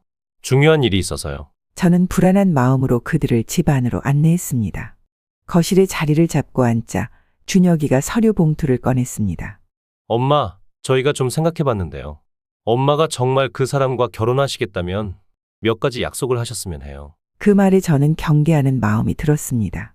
약속? 무슨 약속? 준혁이는 봉투에서 서류를 꺼내며 말했습니다. 이건 재산에 관한 약정서예요. 엄마가 이성진 씨와 결혼하신다면 엄마 명의의 재산은 저희 남매에게 상속하겠다는 내용입니다. 그 말에 저는 충격을 받았습니다. 자식들이 이토록 노골적으로 재산을 요구하다니 믿기 어려웠습니다. 말도 안 되는 소리를. 내 재산을 어떻게 할지는 전적으로 내 마음이야. 너희가 어떻게 그런 요구를 할 수 있니? 수진이가 부드럽게 말을 이었습니다. 엄마, 저희는 그냥 엄마 재산이 다른 사람에게 넘어가는 걸 걱정하는 거예요. 그 사람이 엄마 재산을 노리고 접근한 게 아닐까 싶어서. 또 그 이야기니? 몇 번이나 말했지? 성진 씨는 그런 사람이 아니라고. 자기 재산도 있고 경제적으로 충분히 독립적인 사람이야. 준혁이가 냉정한 목소리로 말했습니다. 엄마, 그건 겉으로 보이는 모습일 수도 있어요. 만에 하나 그 사람이 나쁜 의도를 가지고 있다면? 엄마 집과 재산을 다 가져간다면? 그런 일은 없을 거야. 난 성진 씨를 믿어. 수진이가 또다시 눈물을 글썽이며 말했습니다. 엄마, 저희는 정말 엄마를 위해서 그래요. 이 약정서에 사인만 해주시면 저희도 마음 편히 엄마의 재혼을 축하해드릴 수 있을 것 같아요. 그 순간 저는 자식들의 진심을 깨달았습니다. 그들은 진정으로 저를 걱정하는 것이 아니었습니다. 단지 제 재산이 그들의 손에서 벗어날까봐 두려워하는 것뿐이었습니다. 그래서 이렇게 협박하는 거니? 내가 이 서류에 사인하지 않으면 내 결혼을 축하해 주지 않겠다는 거지? 준혁이는 잠시 당황하는 듯했지만 곧 단호하게 말했습니다. 협박이 아니라 현실적인 대화입니다. 엄마가 재혼하겠다는 선택을 하신 만큼 저희도 우리의 권리를 요구할 수 있잖아요. 권리? 내가 살아있는데 무슨 권리야? 내 재산은 내 마음대로 할 수 있는 거야. 수진이가 다시 말을 이었습니다. 엄마, 저희가 이렇게까지 하는 건 정말 엄마를 위해서예요. 만약 엄마가 재혼 후에 후회하게 되면 어떡해요? 그때는 이미 늦을 수도 있어요. 저는 깊은 분노를 느끼며 일어섰습니다. 너희에게 실망했다. 내가 이런 자식들이었다니. 내가 언제 너희를 돈만 밝히는 아이들로 키웠니? 준혁이도 일어서며 목소리를 높였습니다. 엄마, 저희가 돈만 밝히는 게 아니에요. 그냥 엄마가 그 나이에 갑자기 재혼한다고 하니까 불안한 거예요. 그리고 그 이성진이라는 사람, 정말 믿을 수 있는 사람인지도 의문이고. 준혁아, 내가 뭘 안다고 그렇게 판단하니? 성진 씨를 제대로 알아보려고 한 적이라도 있어. 그저 내 편견으로 판단하고 있잖아. 수진이가 갑자기 강한 어조로 말했습니다. 엄마가 재혼하면 아빠 묘지는 누가 관리할 거예요? 명절에 누가 제사를 모실 건데요? 엄마는 그런 것도 생각 안 해보신 거죠? 그 말에 저는 한 대 맞은 것처럼 충격을 받았습니다. 그동안 제가 얼마나 성실하게 남편의 묘지를 관리하고 제사를 모셨는지 그들이 더 잘 알 텐데 이런 말을 한다니 억울했습니다. 수진아, 그건 너무하는 거 아니니? 내가 재혼한다고 해서 아버지를 잊는 게 아니야. 여전히 명절에는 묘지를 찾아갈 거고 제사도 모실 거야. 성진 씨도 그걸 충분히 이해하고 존중해주는 사람이야. 준혁이가 차갑게 말했습니다. 어쨌든 엄마가 재혼하시겠다면 저희는 엄마 뜻을 막을 수 없어요. 하지만 이 서류에 사인해 주시지 않으면 저희도 엄마의 선택을 인정할 수 없습니다. 그게 무슨 뜻이니? 엄마가 정말 그 사람과 살겠다면 저희는 더 이상 엄마를 부모로 생각하지 않겠다는 뜻입니다. 그 말에 저는 심장이 멎는 것 같았습니다. 제가 가장 사랑하는 자식들이, 가장 아끼는 자식들이 저를 부모로 인정하지 않겠다고 협박하다니. 이것은 상상도 할 수 없는 배신이었습니다. 그러니까 내가 너희 말을 듣지 않으면 나를 엄마로 인정하지 않겠다는 거니? 그게 자식이 부모에게 할 수 있는 말이야. 수진이가 고개를 떨구며 말했습니다. 엄마, 저희도 이렇게까지 하고 싶지 않아요. 그냥 엄마의 결정을 이해할 수가 없어서. 이해할 수 없다고. 나는 40년을 너희 아버지와 함께 살았어. 그리고 5년을 홀로 보냈지. 이제 남은 생을 누군가와 함께하고 싶다는 게 그렇게 이해하기 어려운 일이니? 누구나 외롭고 쓸쓸할 때가 있고 누군가의 따뜻한 손길이 필요할 때가 있는 거야. 준혁이는 냉정하게 대답했습니다. 엄마, 그런 감정적인 이야기가 아니라 법적, 경제적인 문제를 말하는 거예요. 만약 엄마가 이 서류에 사인하지 않으시면 저희는 법적으로 엄마의 재혼을 막을 수도 있어요. 뭐라고? 무슨 소리야? 어떻게 내 재혼을 법적으로 막는다는 거니? 엄마의 정신 상태가 불안정하다는 의사 소견서를 받을 수도 있어요. 어르신들이 갑자기 판단력이 흐려지는 경우가 많거든요. 그 말을 듣는 순간 저는 완전히 분노했습니다. 당장 내 집에서 나가. 이런 끔찍한 말을 하는 너희를 더 이상 보고 싶지 않아. 준혁이는 서류를 다시 봉투에 넣으며 말했습니다. 생각 좀 해보세요, 엄마. 우리는 진심으로 엄마를 위해서 이러는 거예요. 며칠 후에 다시 연락드릴게요. 그들이 떠난 후 저는 소파에 주저앉아 펑펑 울었습니다. 제가 그렇게 사랑했던 자식들이 이제는 저를 법적으로 무능력자로 만들겠다고 협박하다니. 너무나 큰 충격이었습니다. 떨리는 손으로 성진 씨에게 전화를 걸었습니다. 흐느끼는 목소리로 자식들이 한 말을 전했습니다. 미자 씨, 애들이 정말 너무하네요. 자식들이 그런 협박까지 하다니. 어떡하죠, 성진 씨? 저는 정말 아이들을 이해할 수 없어요. 재산이 그렇게 중요한가요? 미자 씨, 진정하세요. 법적으로 그들이 미자 씨의 재혼을 막을 방법은 없습니다. 그들의 협박에 굴복하지 마세요. 그리고 필요하다면 제가 변호사를 소개해 드릴 수 있어요. 변호사요. 이제는 자식들과 법정에서 싸워야 한다니. 너무 슬프네요. 미자 씨, 저도 무척 마음이 아픕니다. 하지만 우리가 잘못한 일은 없어요. 단지 남은 인생을 함께하고 싶다는 소망뿐인데 자식들이 이해해 주길 바랐지만 이제는 우리의 행복을 위해 단호하게 대처해야 할 것 같습니다. 성진 씨의 말에 용기를 얻었지만 여전히 마음은 무거웠습니다. 자식들과 이렇게까지 갈등하게 될 줄은 몰랐습니다. 그들의 협박이 무섭기도 했지만 더 이상 자식들의 횡포에 굴복할 수는 없었습니다. 제 인생의 행복을 위해 이제는 단호하게 나서야 할 때였습니다. 다음 날 저는 성진 씨가 소개해준 변호사를 만났습니다. 변호사는 제 상황을 듣고 조언해 주었습니다. 김 미자님, 자녀분들의 주장은 법적으로 근거가 없습니다. 어떤 의사도 정상적인 분을 정신적 문제가 있다고 진단하지 않을 거예요. 게다가 이미 인지기능검사도 받으셨다고 하니 더욱 걱정하실 필요 없습니다. 그럼 제 재산에 대해서는요? 자식들이 제 의사와 상관없이 뭔가 할 수 있을까요? 살아계신 동안의 재산은 전적으로 본인의 것입니다. 누구도 강제로 뺏을 수 없어요. 다만 상속에 관해서는 미리 유언장을 작성해 두시는 것이 좋겠습니다. 변호사의 조언에 따라 저는 유언장을 작성하기로 했습니다. 모든 재산을 자식들에게 물려주고 싶었지만 그들의 행동을 보니 망설여졌습니다. 결국 재산의 일부를 자선단체에 기부하고 나머지를 자식들과 손주들에게 나누어 주는 것으로 정했습니다. 또한 제 신변 보호를 위해 자녀들이 제 금융정보나 의료정보에 접근하지 못하도록 조치를 취했습니다. 만일의 사태를 대비한 것이지만 제 자식들과 이런 준비를 해야 한다는 사실이 너무 슬펐습니다. 일주일 후 준혁이에게서 전화가 왔습니다. 엄마, 생각해 보셨나요? 저희가 드린 서류에 대해서. 저는 단호하게 대답했습니다. 준혁아, 내 대답은 아니오야. 나는 그 서류에 절대 사인하지 않을 거고 너희의 협박에도 굴복하지 않을 거야. 내 인생의 결정은 내가 스스로 내릴 거야. 엄마, 그럼 정말 저희와 관계를 끊으실 생각인가요? 관계를 끊자고 한 건 너야. 내가 재혼하면 더 이상 엄마로 인정하지 않겠다고 한 것도 너이고 나는 언제든 너희를 내 자식으로 생각하고 사랑할 준비가 되어 있어. 하지만 내 인생을 간섭하고 통제하려는 너희의 행동은 받아들일 수 없어. 준혁이는 말을 잇지 못했습니다. 잠시 침묵이 흐른 후 그는 한숨을 내쉬었습니다. 엄마, 저희가 너무했나 봐요. 조금만 더 생각해 보세요. 저희는 정말 엄마가 걱정돼서. 걱정이라고. 내 재산이 걱정되는 거겠지. 준혁아, 엄마는 너희의 진심을 다 알아. 더 이상 거짓말하지 마라. 엄마, 이제 그만 통화 끊을게. 너희가 정말 엄마의 행복을 바란다면 엄마의 선택을 존중해 줬으면 해. 전화를 끊고 나니 가슴이 먹먹했습니다. 자식들과의 관계가 이렇게 금이 갈지는 몰랐습니다. 하지만 이제는 제 행복을 위해 단호하게 결정해야 했습니다. 성진 씨에게 전화해 모든 상황을 설명했습니다. 그는 제 결정을 지지해 주었고 함께 이 어려운 시간을 이겨내자고 격려해 주었습니다. 미자 씨, 정말 어려운 결정이셨을 텐데 잘하셨어요. 자식들도 시간이 지나면 이해하게 될 거예요. 그의 말에 용기를 얻었지만 자식들과의 갈등은 여전히 제 마음을 무겁게 했습니다. 하지만 이제는 돌이킬 수 없는 선을 넘었고 앞으로 나아가는 것만이 저의 선택이었습니다. 유산 포기 서류에 사인하지 않겠다고 확실히 선을 그은 후 자식들과의 연락은 더욱 뜸해졌습니다. 그들은 가끔 문자나 전화로 안부를 물었지만 예전처럼 친밀하지 않았습니다.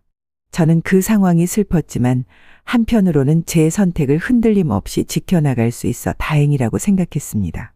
성진 씨와의 결혼식 날짜가 다가오면서 저는 자식들에게 결혼식 초대장을 보내야 할지 고민했습니다. 아무리 갈등이 있어도 그들은 제 자식이었고 인생의 중요한 순간을 함께하고 싶었습니다. 고민 끝에 정중한 초대장을 준비해 자식들에게 보냈습니다.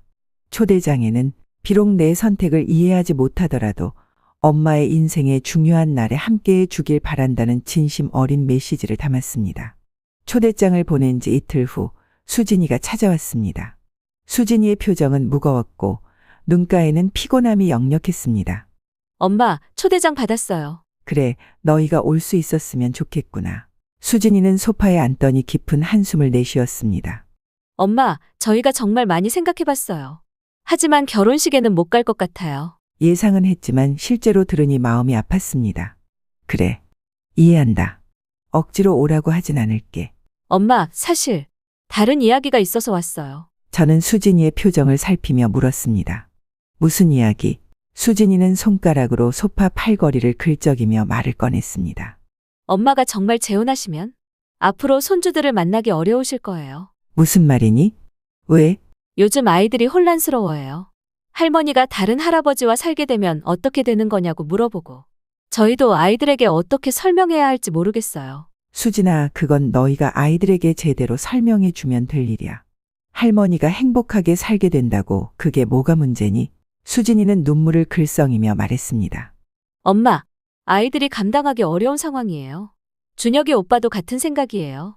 아이들이 혼란스러워하니까 당분간 엄마를 만나지 않는 게 좋을 것 같대요. 그 말에 저는 충격을 받았습니다. 이제는 손주들까지 만나지 못하게 하겠다니 이건 명백한 협박이었습니다. 그러니까 내가 결혼하면 손주들을 못 만나게 하겠다는 거니? 수진이는 고개를 떨구었습니다. 그렇게 직접적으로 말하고 싶진 않아요. 그냥 당분간 아이들에게 혼란을 주지 않는 게 좋을 것 같아서. 수진아, 이건 협박이야. 내가 너희 마음대로 하지 않으면 내가 가장 사랑하는 손주들을 못 만나게 하겠다는 협박이라고. 수진이는 눈물을 훔치며 말했습니다. 엄마, 그런 의도는 아니에요. 정말 아이들을 생각해서. 아이들을 생각한다고. 아이들은 할머니를 사랑하고 할머니도 아이들을 사랑해. 그 사랑은 내가 누구와 살든 변하지 않는 거야. 그걸 너희가 임의로 끊으려고 한다니. 저는 목이 메어 더 이상 말을 잇지 못했습니다. 손주들을 못 보게 된다는 생각에 가슴이 찢어지는 것 같았습니다. 엄마, 저희도 어쩔 수 없어요. 만약 엄마가 재혼을 포기하시면 이런 일은 없을 거예요. 아이들도 예전처럼 할머니를 자주 볼 수 있고. 그 말에 분노가 치밀었습니다. 그러니까 이건 협박이 맞구나. 내가 재혼을 포기하면 손주들을 볼 수 있고 재혼하면 못 보게 하겠다. 이게 자식이 부모에게 할 수 있는 행동이니? 수진이는 말없이 눈물만 흘렸습니다. 내가 평생 너희를 위해 희생하고 살았는데 이제는 내 행복마저 빼앗으려고 하다니. 정말 너무하구나. 엄마, 수진아, 이제 가봐. 더 이상 할 말이 없어. 수진이는 짐을 챙기며 일어섰습니다. 문 앞에서 그녀는 잠시 주저하더니 말했습니다. 엄마, 저희를 이해해 주세요. 저희도 엄마가 정말 행복했으면 좋겠어요. 그런데 그 사람과 함께라면 정말 행복하실까요? 수진아, 내 행복은 내가 결정할 일이야. 너희가 아니라. 그리고 성진 씨는 정말 좋은 사람이야. 나를 존중해주고 내 생각을 이해해주는 사람이야. 너희와는 달리 말이야. 수진이는 더 이상 아무 말도 하지 못하고 집을 나갔습니다. 혼자 남겨진 저는 소파에 주저앉아 한참을 울었습니다. 손주들을 못 보게 될지도 모른다는 생각에 가슴이 무너지는 것 같았습니다. 그 아이들은 제게 늘 큰 기쁨이었고 삶의 이유였습니다. 그런 아이들을 만나지 못하게 한다니 너무 잔인한 일이었습니다. 그날 밤 성진 씨에게 전화해 수진이가 한 말을 전했습니다. 그는 한동안 말없이 제 이야기를 듣더니 깊은 한숨을 내쉬었습니다. 미자 씨, 정말 가슴 아픈 일이네요. 자식들이 손주들까지 이용해 미자 씨를 압박하다니. 어떡하죠, 성진 씨? 손주들을 못 볼 생각을 하니 너무 괴로워요. 법적으로는 자식들이 손주들을 못 만나게 할 권리가 없어요. 하지만 현실적으로는 어려울 수 있겠네요. 저는 정말 어떻게 해야 할지 모르겠어요. 손주들은 정말 소중한 존재인데. 성진 씨는 잠시 침묵하더니 조심스럽게 물었습니다. 미자 씨, 혹시 우리의 결혼을 재고해 보실 생각이 있으신가요? 그 말에 저는 놀랐습니다. 아니요, 그건 아니에요. 저는 성진 씨와 함께하고 싶어요. 단지 손주들과의 관계도 지키고 싶을 뿐이에요. 다행이네요. 저도 미자 씨와 함께하고 싶어요. 하지만 미자 씨가 겪고 계신 이 상황이 너무 마음 아파요. 성진 씨, 우리 같이 방법을 찾아봐요. 분명 해결책이 있을 거예요. 그의 따뜻한 위로에 조금 마음이 진정되었지만 손주들을 만나지 못할 수도 있다는 두려움은 여전했습니다. 다음 날 저는 용기를 내어 준혁이에게 전화를 걸었습니다. 손주들 문제에 대해 직접 물어보고 싶었습니다. 준혁아, 수진이가 어제 와서 이야기하던데 정말 내가 재혼하면 손주들을 못 만나게 할 생각이니? 준혁이는 잠시 침묵했다가 대답했습니다. 엄마, 그건 일단 당분간은 아이들이 상황을 이해할 때까지 시간이 필요할 것 같아요. 그러니까 결국 맞다는 거네. 내가 재혼하면 손주들을 못 만나게 하겠다는 거지. 엄마가 그렇게 직설적으로 말씀하시니 대답하기 어렵네요. 하지만 네, 당분간은 아이들과 만남을 자제해 주셨으면 해요. 그 말에 저는 가슴이 찢어지는 듯 했습니다. 준혁아, 넌 내가 그 아이들을 얼마나 사랑하는지 알잖아. 어떻게 그런 말을 할 수 있니? 엄마, 저희도 어쩔 수 없어요. 엄마가 새로운 남자와 결혼한다는 건 우리 가족 전체에 영향을 미치는 일이에요. 아이들도 혼란스러워하고. 준혁아, 아이들이 혼란스러워하는 게 아니라 너희가 아이들에게 혼란을 주고 있는 거야. 아이들은 할머니의 행복을 이해할 수 있어. 그저 너희가 제대로 설명해 주기만 한다면. 엄마, 이제 와서 그런 말씀하시면 저희는 이미 결정했어요. 엄마가 재혼하시면 아이들과의 만남은 어려울 것 같습니다. 준혁아, 그건 정말 잔인한 일이야. 손주들은 내 전부나 다름없어. 그 아이들을 못 보게 한다니. 목소리가 떨려왔고 눈물이 흘러내렸습니다. 준혁이도 잠시 말을 잇지 못했습니다. 엄마, 저희가 요구하는 건 간단해요. 그냥 재혼만 포기하시면 돼요. 그럼 모든 게 예전처럼 돌아갈 수 있어요. 그러니까 내 말은 내 행복을 포기하면 손주들을 볼 수 있고 내 행복을 선택하면 손주들을 영영 못 보게 될 수도 있다는 거지. 침묵이 모든 것을 말해주었습니다. 결국 이것은 명백한 협박이었고 제 자식들은 제가 가장 소중히 여기는 것을 빼앗겠다고 위협하고 있었습니다. 알았다. 내 말 잘 들었어. 더 이상 할 말 없다. 전화를 끊고 저는 오랫동안 흐느꼈습니다. 손주들을 만나지 못한다는 생각에 심장이 찢어지는 것 같았습니다. 하지만 한편으로는 자식들의 이기적인 행동에 분노가 치밀었습니다. 그들은 저희 행복을 전혀 고려하지 않고 오직 자신들의 이익만을 위해 저를 협박하고 있었습니다. 고민 끝에 저는 변호사에게 자문을 구하기로 했습니다. 혹시 법적으로 손주들을 만날 권리가 있는지 알고 싶었습니다. 변호사는 안타까운 표정으로 말했습니다. 김미자님, 안타깝게도 우리나라에서는 조부모의 손주 면접권이 법적으로 명확하게 보장되어 있지 않습니다. 특별한 사정이 있는 경우 법원에 청구할 수는 있지만 판례가 많지 않고 절차도 복잡합니다. 그럼 제가 할 수 있는 게 없다는 거네요. 법적인 방법보다는 대화로 풀어가는 것이 좋을 것 같습니다. 자녀분들도 시간이 지나면 마음이 누그러질 수 있습니다. 특히 손주들이 할머니를 그리워한다면 자연스럽게 만남이 이루어질 수도 있고요. 변호사의 말은 위로가 되지 않았습니다. 자식들이 저를 이렇게까지 몰아붙이는 상황에서 그들의 마음이 누그러질 거라는 희망은 그저 희망사항일 뿐이었습니다. 집으로 돌아오는 길 가슴이 무거웠습니다. 두 가지 선택 사이에서 갈등하고 있었습니다. 손주들을 볼 수 없다면 정말 괴로울 것입니다. 하지만 성진 씨와의 행복한 미래를 포기하는 것도 큰 희생이었습니다. 집에 도착해 한참을 생각한 끝에 성진 씨에게 전화를 걸었습니다. 성진 씨, 죄송해요. 이런 상황에서 우리 결혼을 진행해도 될지 고민이 돼요. 성진 씨는 잠시 침묵했다가 조용히 대답했습니다. 미자 씨, 충분히 이해합니다.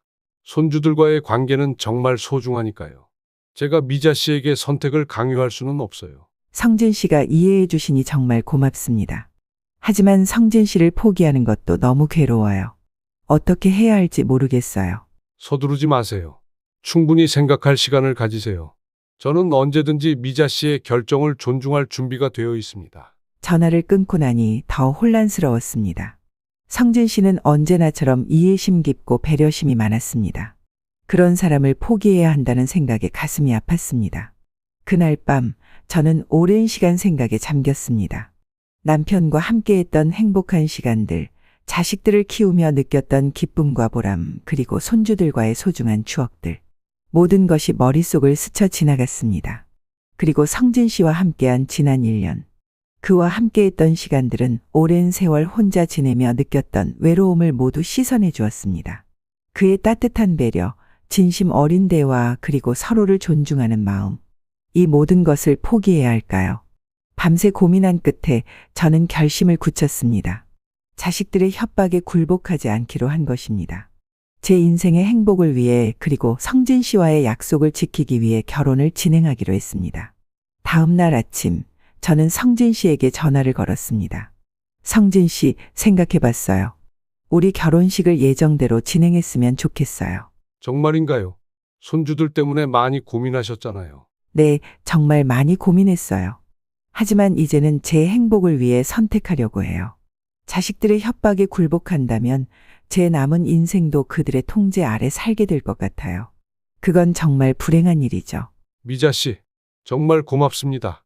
제가 미자 씨의 손실을 보상해 드릴 수는 없겠지만 정말 행복하게 해드리기 위해 최선을 다하겠습니다. 저도 성진 씨와 함께하는 미래가 행복할 거라고 믿어요. 손주들, 언젠가는 다시 만날 수 있을 거예요. 자식들도 시간이 지나면 이해하게 되겠죠. 그럴 거예요, 미자 씨. 시간이 모든 것을 해결해 줄 겁니다. 그렇게 우리는 결혼식을 예정대로 진행하기로 했습니다. 자식들에게도 이 결정을 알렸지만 예상대로 그들은 불참을 통보했습니다. 가슴 아픈 일이었지만 이제는 제 선택을 후회하지 않기로 했습니다. 결혼식 일주일 전 저는 성진 씨와 함께 식장을 최종 점검하러 갔습니다. 조용하고 아름다운 정원이 있는 작은 웨딩홀이었는데 우리의 소박한 결혼식에 딱 맞는 장소였습니다. 모든 준비를 마치고 나오는 길에 갑자기 준혁이가 나타났습니다. 그의 얼굴은 굳어 있었고 눈빛은 날카로웠습니다. 엄마, 잠깐 이야기 좀 할 수 있을까요? 저는 당황했지만 최대한 침착하게 대응했습니다. 준혁아, 인사드려. 성진 씨야. 준혁이는 성진 씨를 무시한 채 저만 바라보았습니다. 엄마, 그냥 둘이 이야기 좀 하자고요. 성진 씨가 조용히 말했습니다. 저는 잠시 차에서 기다리고 있을게요. 성진 씨가 떠나자 준혁이는 저를 가까운 벤치로 이끌었습니다.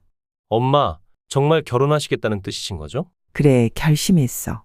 너희가 이해해주지 않아도 내 선택을 존중해줬으면 해. 준혁이는 깊은 한숨을 내쉬었습니다.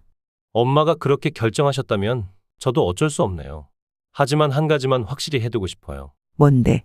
그 사람이 엄마를 괴롭히거나 재산 문제로 엄마를 힘들게 하면 절대 가만두지 않을 거예요. 저는 놀라서 준혁이를 쳐다보았습니다. 준혁아, 그게 무슨 말이니? 엄마, 저는 정말 엄마가 행복했으면 좋겠어요. 만약 정말 그 사람이 엄마를 사랑해서 결혼하는 거라면 저도 시간이 지나면 받아들일 수 있을 것 같아요.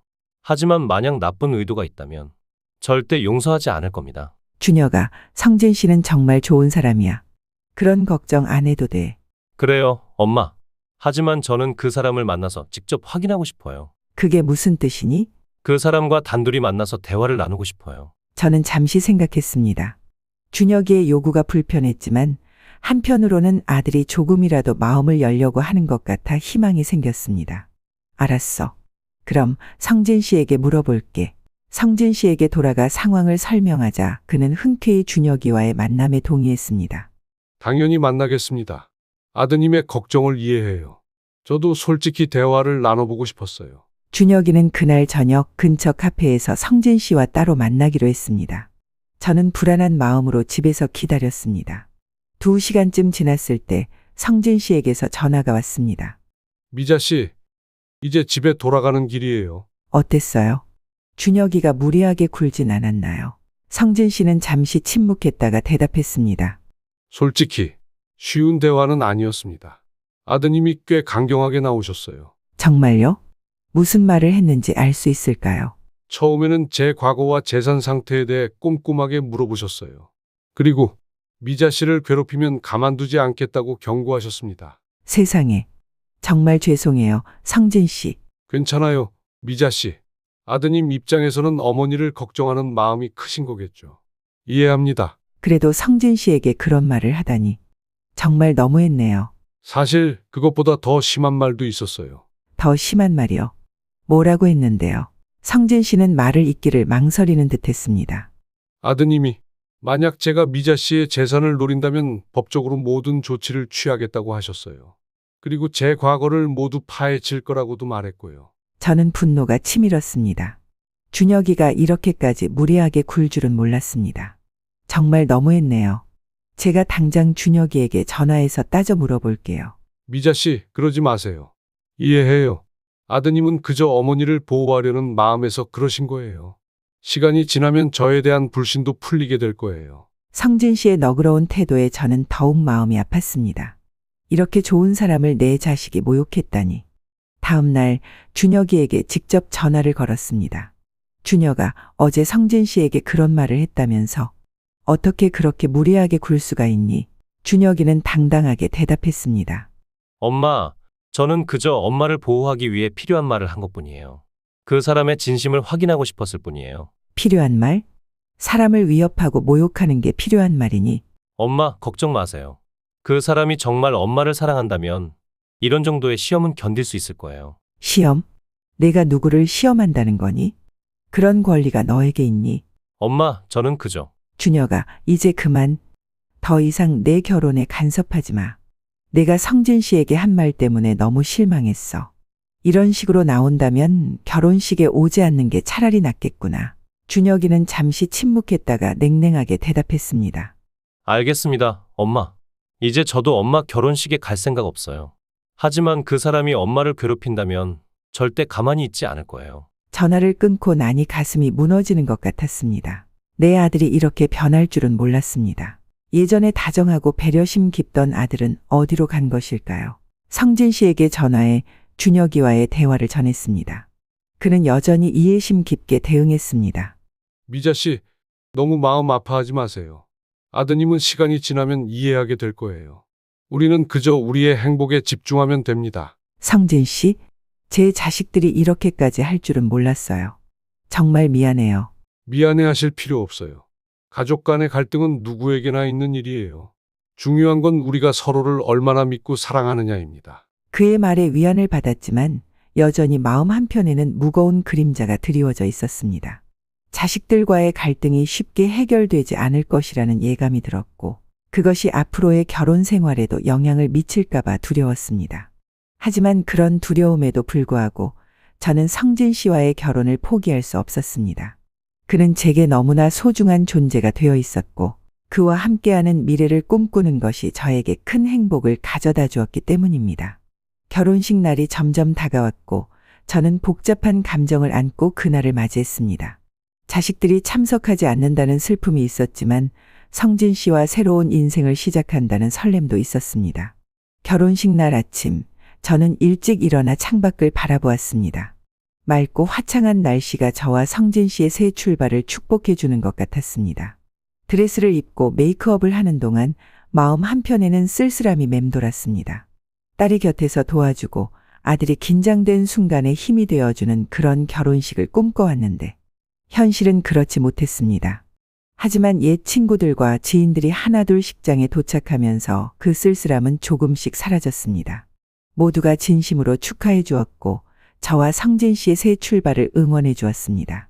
미자야, 너무 예쁘다.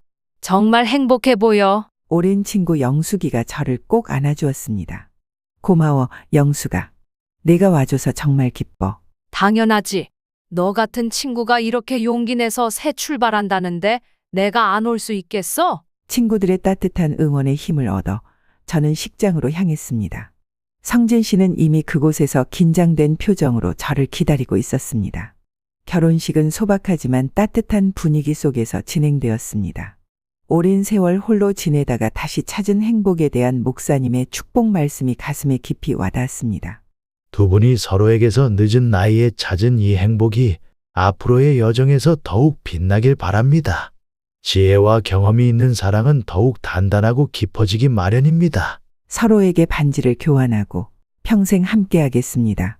라는 약속을 하는 순간 저는 무언가 따뜻한 눈물이 흘러내리는 것을 느꼈습니다. 슬픔의 눈물이 아닌 행복과 안도의 눈물이었습니다. 하객들의 축하 속에 식이 마무리되고 피로연이 시작되었습니다. 친구들과 지인들 사이에서 웃고 떠들며 시간을 보내는 동안 문득 식장 입구에 익숙한 얼굴이 보였습니다. 수진이었습니다. 그녀는 조금 망설이는 듯하다가 천천히 저에게 다가왔습니다. 엄마, 축하해요. 그 말 한마디에 저는 눈물이 왈칵 쏟아질 뻔했습니다. 수진아, 내가 올 줄은 몰랐어. 고마워, 정말 고마워. 수진이는 어색한 미소를 지으며 말했습니다. 저도 마지막에 많이 고민했어요. 하지만 엄마의 중요한 날의 딸로서 축하해드리고 싶었어요. 정말 고마워, 수진아. 내가 와줘서 더 행복한 날이 됐어. 그때 성진 씨가 다가왔습니다. 수진이는 잠시 당황하는 듯했지만 곧 예에 바르게 인사했습니다. 축하드립니다. 아버님. 성진 씨의 얼굴에 감동의 표정이 번졌습니다. 고맙습니다, 수진 씨. 이렇게 와주셔서 정말 기쁩니다. 수진이는 잠시 망설이더니 조심스럽게 말을 이었습니다. 저 지민이도 데려왔어요. 할머니를 보고 싶어 했거든요. 그 말에 저는 깜짝 놀랐습니다. 정말? 지민이가 어디 있니? 수진이는 뒤를 돌아보며 손짓했고 그제야 저는 수진이의 남편이 지민이의 손을 잡고 멀리 서 있는 것을 발견했습니다. 제가 눈짓하자 지민이는 달려와 저를 꼭 안았습니다. 할머니, 축하해요. 할머니 진짜 예뻐요. 손주의 따뜻한 포옹에 눈물이 눈가에 맺혔습니다. 고마워, 지민아. 할머니도 지민이가 너무 보고 싶었어. 지민이는 호기심 어린 눈으로 성진 씨를 바라봤습니다. 할아버지예요? 성진 씨는 따뜻한 미소를 지으며 지민이의 눈높이에 맞춰 허리를 굽혔습니다. 안녕, 지민아. 나는 성진 할아버지라고 해. 앞으로 잘 지내자. 지민이는 씩씩하게 고개를 끄덕였습니다. 네, 잘 부탁해요, 할아버지. 그 순간 저는 마음 깊은 곳에서 무언가가 녹아내리는 것을 느꼈습니다. 수진이와 지민이의 방문은 예상치 못한 행복이었고 이것이 앞으로의 관계 회복을 위한 첫걸음이 되기를 바랐습니다. 피로연이 끝나갈 무렵 수진이가 다시 저에게 다가왔습니다. 엄마, 사실 오빠도 오고 싶어 했어요. 준혁이가 정말? 네. 오빠도 엄마 결혼식에 오고 싶어 했는데 너무 고집을 부려서 와야 할지 말아야 할지 갈등하다가 결국 못 왔어요. 그래도 마음이라도 있었다니 다행이구나. 수진이는 난처한 표정으로 말을 이었습니다. 엄마, 사실 저희가 많이 잘못했어요. 엄마의 행복보다 재산을 더 걱정했던 거. 정말 죄송해요. 그 말에 저는 수진이의 손을 꼭 잡았습니다. 수진아, 그 말을 들으니 정말 기쁘구나. 엄마는 항상 너희를 사랑해. 시간이 지나면 모든 게 좋아질 거야. 네, 엄마. 저도 이제 엄마와 아버님을 존중하려고요. 그리고 손주들도 할머니를 보게 해드릴게요. 전에 그런 협박을 한 것 정말 죄송해요. 고마워, 수진아. 정말 고맙다. 결혼식이 끝나고 성진 씨와 저는 짧은 신혼여행을 다녀왔습니다. 제주도의 아름다운 풍경 속에서 보낸 3일은 평생 잊지 못할 추억이 되었습니다.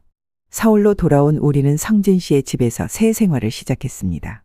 넓진 않았지만 아늑하고 따뜻한 공간이었습니다.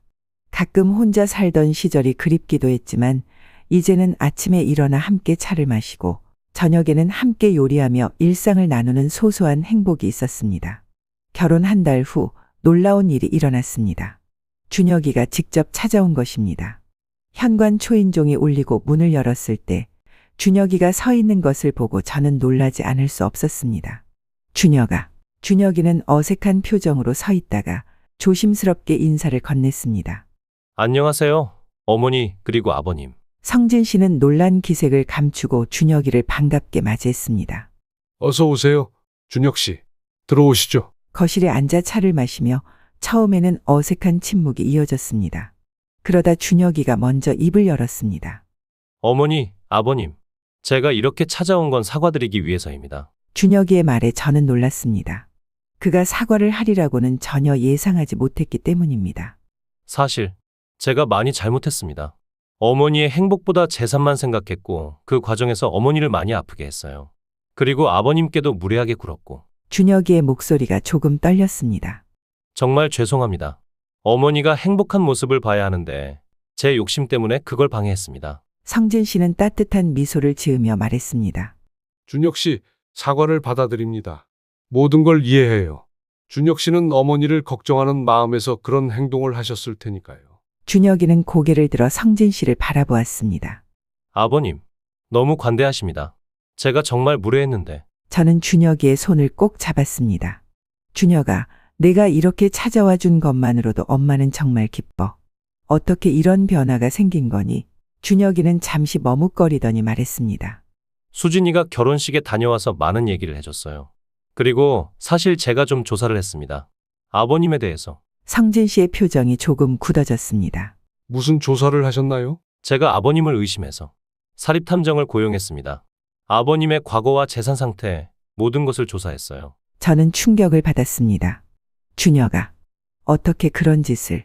하지만 준혁이는 손을 들어 저를 진정시켰습니다. 어머니, 저도 그게 잘못된 행동이란 걸 이제 알아요. 하지만 그 조사 결과가 저에게 큰 깨달음을 주었습니다. 성진 씨가 물었습니다. 어떤 깨달음인가요? 아버님께서 정말 존경받는 분이셨더군요. 학교에서도, 지역사회에서도, 그리고 은퇴 후에도 지역 도서관에서 자원봉사도 하시고, 재산도 충분히 있으셔서 어머니의 재산을 노릴 이유가 전혀 없으신 분이라는 걸 알게 됐습니다. 준혁이는 고개를 숙였습니다. 그동안 제가 얼마나 어리석었는지 깨달았습니다. 아버님은 정말 좋은 분이신데 제가 선입견으로 판단했어요. 성진 씨는 잠시 침묵했다가 말했습니다. 준혁 씨, 그런 조사를 했다는 사실이 조금 불편하긴 하지만 결과적으로 이렇게 오해가 풀렸다면 다행입니다. 앞으로는 서로 더 알아가면서 신뢰를 쌓았으면 좋겠네요. 준혁이는 고개를 끄덕였습니다. 네, 아버님. 앞으로는 정말 아들로서 잘 모시겠습니다. 그리고 준혁이는 저를 바라보며 말했습니다. 어머니, 그리고 또 한 가지 사과드릴 게 있어요. 손주들, 어머니가 만나지 못하게 한 것 정말 죄송합니다. 이제부터는 언제든 만나실 수 있게 할게요. 사실 아이들도 할머니가 많이 보고 싶대요. 그 말을 듣는 순간 저는 참았던 눈물을 터뜨리고 말았습니다. 손주들을 다시 만날 수 있다는 사실이 너무나 기뻤습니다. 고마워, 준혁아. 정말 고마워. 그날 이후로 우리 가족의 관계는 조금씩 회복되기 시작했습니다. 준혁이와 수진이는 주말마다 손주들을 데리고 찾아왔고 성진 씨도 자연스럽게 그들과 가까워졌습니다. 처음에는 어색했지만 시간이 지날수록 성진 씨는 손주들에게 진짜 할아버지처럼 사랑받게 되었습니다. 특히 지민이는 성진 씨를 무척 따랐습니다. 성진 씨가 들려주는 옛날 이야기에 푹 빠져 매주 방문을 기다릴 정도였습니다. 할아버지, 오늘은 어떤 이야기 들려주실 거예요? 오늘은 해와 달이 된 온우의 이야기를 들려줄까? 성진 씨의 무릎에 앉아 이야기를 듣는 지민이의 모습을 보면서 저는 이렇게 행복한 결말이 올 줄은 몰랐다는 생각이 들었습니다. 준혁이도 성진 씨와 서로 대화하며 가까워졌습니다. 처음에는 어색했지만 성진 씨가 교육자로서의 경험과 지혜를 나누면서 준혁이도 점차 마음을 열게 되었습니다. 아버님, 제 회사에서 일어난 일인데요. 어떻게 대처하는 게 좋을까요? 그런 상황이라면 이렇게 접근해보는 건 어떨까요? 두 사람은 종종 따로 시간을 내어 커피를 마시며 대화를 나누곤 했습니다. 세대 차이에도 불구하고 그들은 서로에게서 배울 점을 찾아가고 있었습니다. 수진이도 성진 씨를 점차 아버지로 받아들이게 되었습니다. 특히 성진 씨가 수진이의 직업에 대해 진심 어린 관심을 보이고 그녀의 노고를 인정해 줄 때 수진이는 감동을 받았습니다. 수진 씨, 간호사라는 직업이 정말 존경스럽습니다. 환자들을 돌보는 일이 쉽지 않을 텐데 정말 대단해요. 그렇게 1년이 지났습니다. 우리 가족은 이전보다 더 단단해졌고 성진 씨는 우리 가족의 소중한 일원이 되었습니다. 자식들과의 갈등은 아프고 힘든 시간이었지만 그 과정을 통해 우리는 서로를 더 깊이 이해하게 되었습니다. 어느 평화로운 주말 오후 온 가족이 모인 자리에서 준혁이가 갑자기 말을 꺼냈습니다. 어머니, 아버님, 사실 제가 그동안 생각해 본 게 있어요. 모두의 시선이 준혁이에게 향했습니다. 예전에 어머니 재산 때문에 많은 갈등이 있었잖아요. 지금 생각해 보면 정말 부끄러운 일이지만 그때의 경험을 통해 깨달은 게 있습니다. 준혁이는 잠시 숨을 고르더니 말을 이었습니다. 저와 수진이가 이야기를 나눠봤는데 어머니와 아버님을 위한 신탁을 만들려고 해요. 어머니의 재산과 아버님의 재산을 함께 관리할 수 있는 신탁이요. 그래서 두 분이 남은 여생을 걱정 없이 편하게 지내실 수 있도록. 저와 성진 씨는 놀란 표정으로 서로를 바라보았습니다. 그리고 저희도 매달 조금씩 기여하겠습니다. 어머니가 저희를 위해 평생을 희생하셨으니 이제는 저희가 보답할 차례인 것 같아요. 수진이도 고개를 끄덕이며 말했습니다. 네, 엄마. 저희가 정말 많이 반성했어요.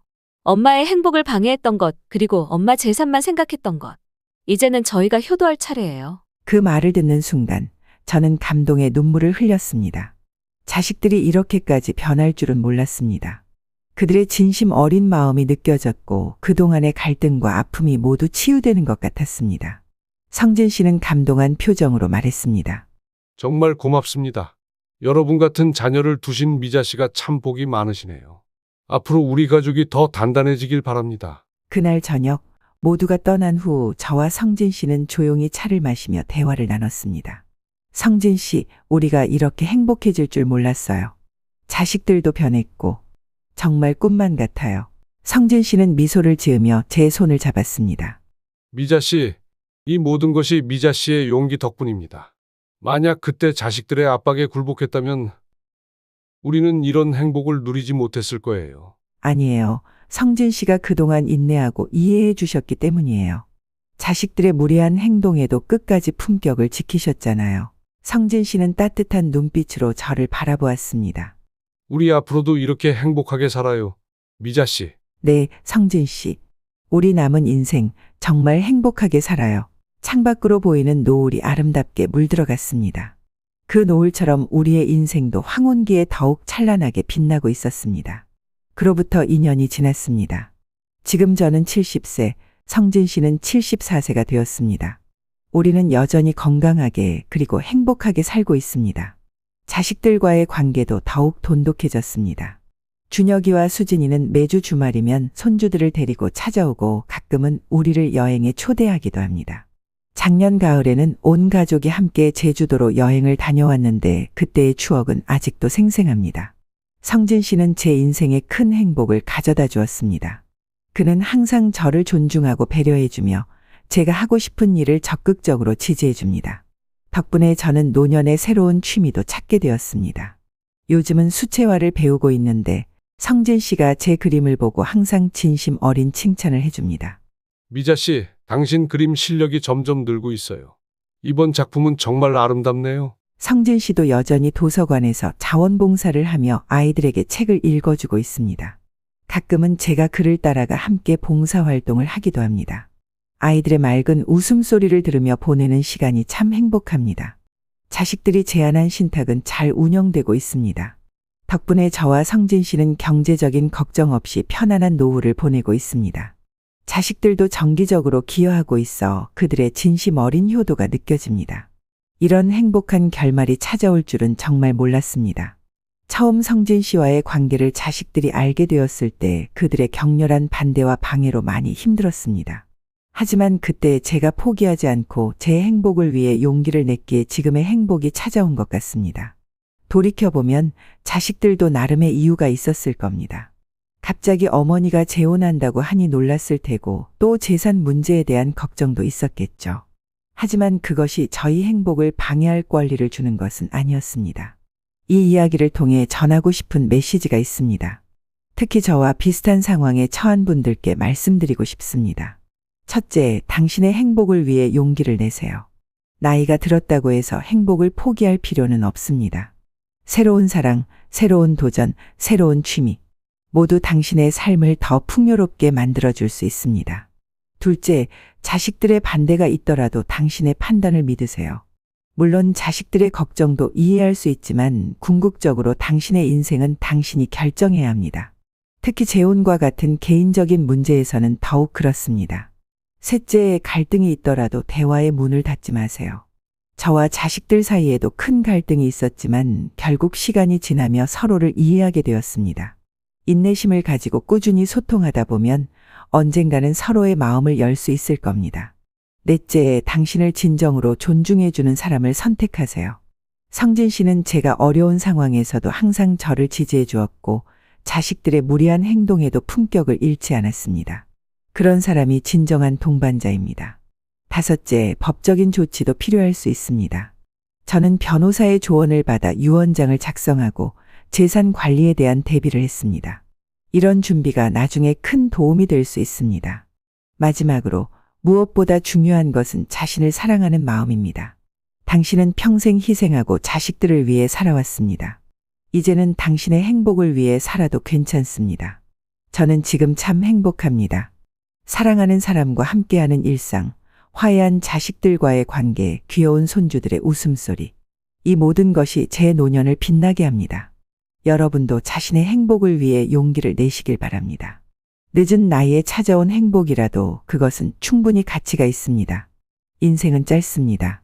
후회 없이 당신의 남은 시간을 행복하게 보내세요. 여러분의 이야기도 댓글로 공유해 주세요.